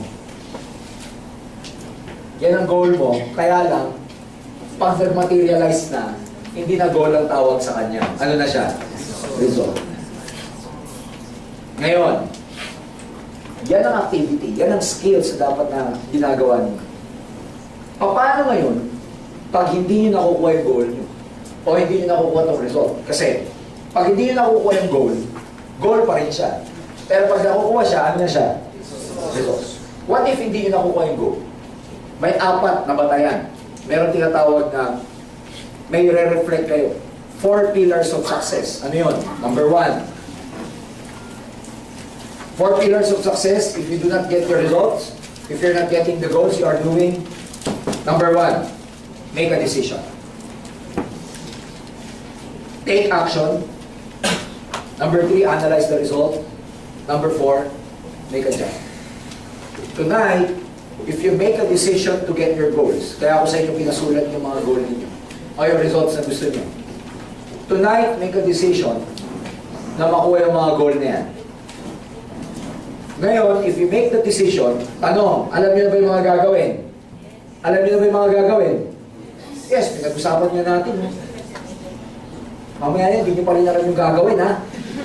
Alam niyo na ba yung gagawin? Yes! Take action. Ngayon, habang ginagawa niyo to, at hindi nagmamaterialize yung goals, ang gagawin nyo, i-analyze nyo kung bakit. Bakit? Most of the time, in my experience, kulang ang activity ng distributor kung bakit hindi nakukuha ang goal. Ngayon, pag na-identify mo na kulang ang activity mo, ano gagawin mo? Mag-a-adjust. Ano gagawin mo? Adjustment. Dadamihan mo. Ang fault ng iba, wala sila nitong 3 and 4. Meron lang silang 1 and 2. Hataw ako this month. Pag hindi na naman nakuha, pag next month, hataw na naman ako this month. Pag hindi na naman nakuha, hataw na naman ako this month. You have to analyze ba't hindi mo nakukuha. Because if you keep doing what you've always done, you will always get what you've always got. If you keep repeating the same thing and expecting a different result, that's called insanity. Tama ba? Kaya, learn to analyze. Pero hindi na tapos sa analysis. After analyzing what lacks, anong kulang, make the necessary adjustment. Only then you will become successful. Why? Because if you make things, or if you keep adjusting, matutumbok at matutumbok mo yung tamang tira. Kumbaga sa bilyar, tama ba? Pag lagi ka nag-a-adjust, kung makapal, manipis, hindi pwedeng hindi mo matumbok. So, para hindi ko kayo mag-frustrate sa kakahataw, every time you do not get your goal, sit down, analyze what happened for last month, anong nagkulang, anong sobra, anong hindi mo nagawa. Next month, do the things that you're supposed to do nung previous month, kaya lang hindi mo nagawa. Ang tawag doon, making adjustments. By doing this, ladies and gentlemen, for the next 6 months, believe me, dito lang kayo mag-focus. 6 months from now, I'm telling you, sasabog talaga ang mga grupo ninyo. Sasabog talaga ang mga grupo. Sasabog talaga ang mga grupo. Clear ba tayo dyan? Yes. So it's very simple. For the next 6 months, dyan lang kayo mag-focus. For the next 6 months, dyan lang ang titignan nyo. Pero hindi lang kayo nagtitingin sa mga activities. Again, you have to always reflect. Always remember the 4 pillars of success. Kasi pag yan lagi ang iniisip ninyo, hindi pwedeng hindi nyo makuha yung tamang tira. Hindi pwedeng hindi nyo makuha yung goal niyo. Did you learn something? Yes. So, for me, again, last, ang result, formula ng result, activity rate times correct knowledge. Dalawa lang yan. Ang variables dito ng result nyo, dalawa lang. Activity rate, correct knowledge. Pag hindi nyo nakukuha yung result nyo, dalawa lang. Kulang na activity or you're laboring under incorrect knowledge. You know, ang definition ng lack sa networking. Lack, L-U-C-K. Laboring under correct knowledge. You become lucky in this business if you know what you do. Okay? Laboring under correct knowledge. So, dalawa lang. Ang result is activity rate times your knowledge. Ito madali. Correct knowledge. Because umattend ka lang ng umattend ng training, makukuha niyo yung tamang knowledge. Ang mahirap sa lahat, ito. Kasi hard work ito. Activity rate. Sometimes a lot of distributors, they know what to do, but they just don't like doing it. Alam naman natin, nagre-recruit dapat tayo, tama ba? Ayaw lang ng iba. So, it's up to you. Again, your success in this business will be determined by the choices that you make. So tonight, I've given you this very, very effective formula. I've been using this formula for 14 years. And I've seen people use this formula and become very successful also. Your success in the next coming months will determine, or the choices that you will be making tonight will determine the success that you will be achieving in the next coming months. So decide tonight. Pinakamaganda ang training hindi natatapos ngayon. Natatapos ang training pag-uwi nyo. Browse that book, browse those notes, and see kung saan ka nagkukulang, and see kung saan ka dapat mag-adjust. Kasi ang purpose naman talaga ng training to learn and apply kung ano man yung natutunan natin. So when you go out tonight, do not just, keep those notebooks and sleep and rest na. Mag-reflect ka kung saan ka nagkulang dyan. I tell you, a few months from now, ikaw naman na magkukwento sa akin kung ano naman ang mga nabili na. Okay ba yun? Yes. With that, ladies and gentlemen, I end my presentation. I hope to see you tomorrow. And may you all rest tonight very well para bukas marami kayo recruit. Pumali kayo at marami.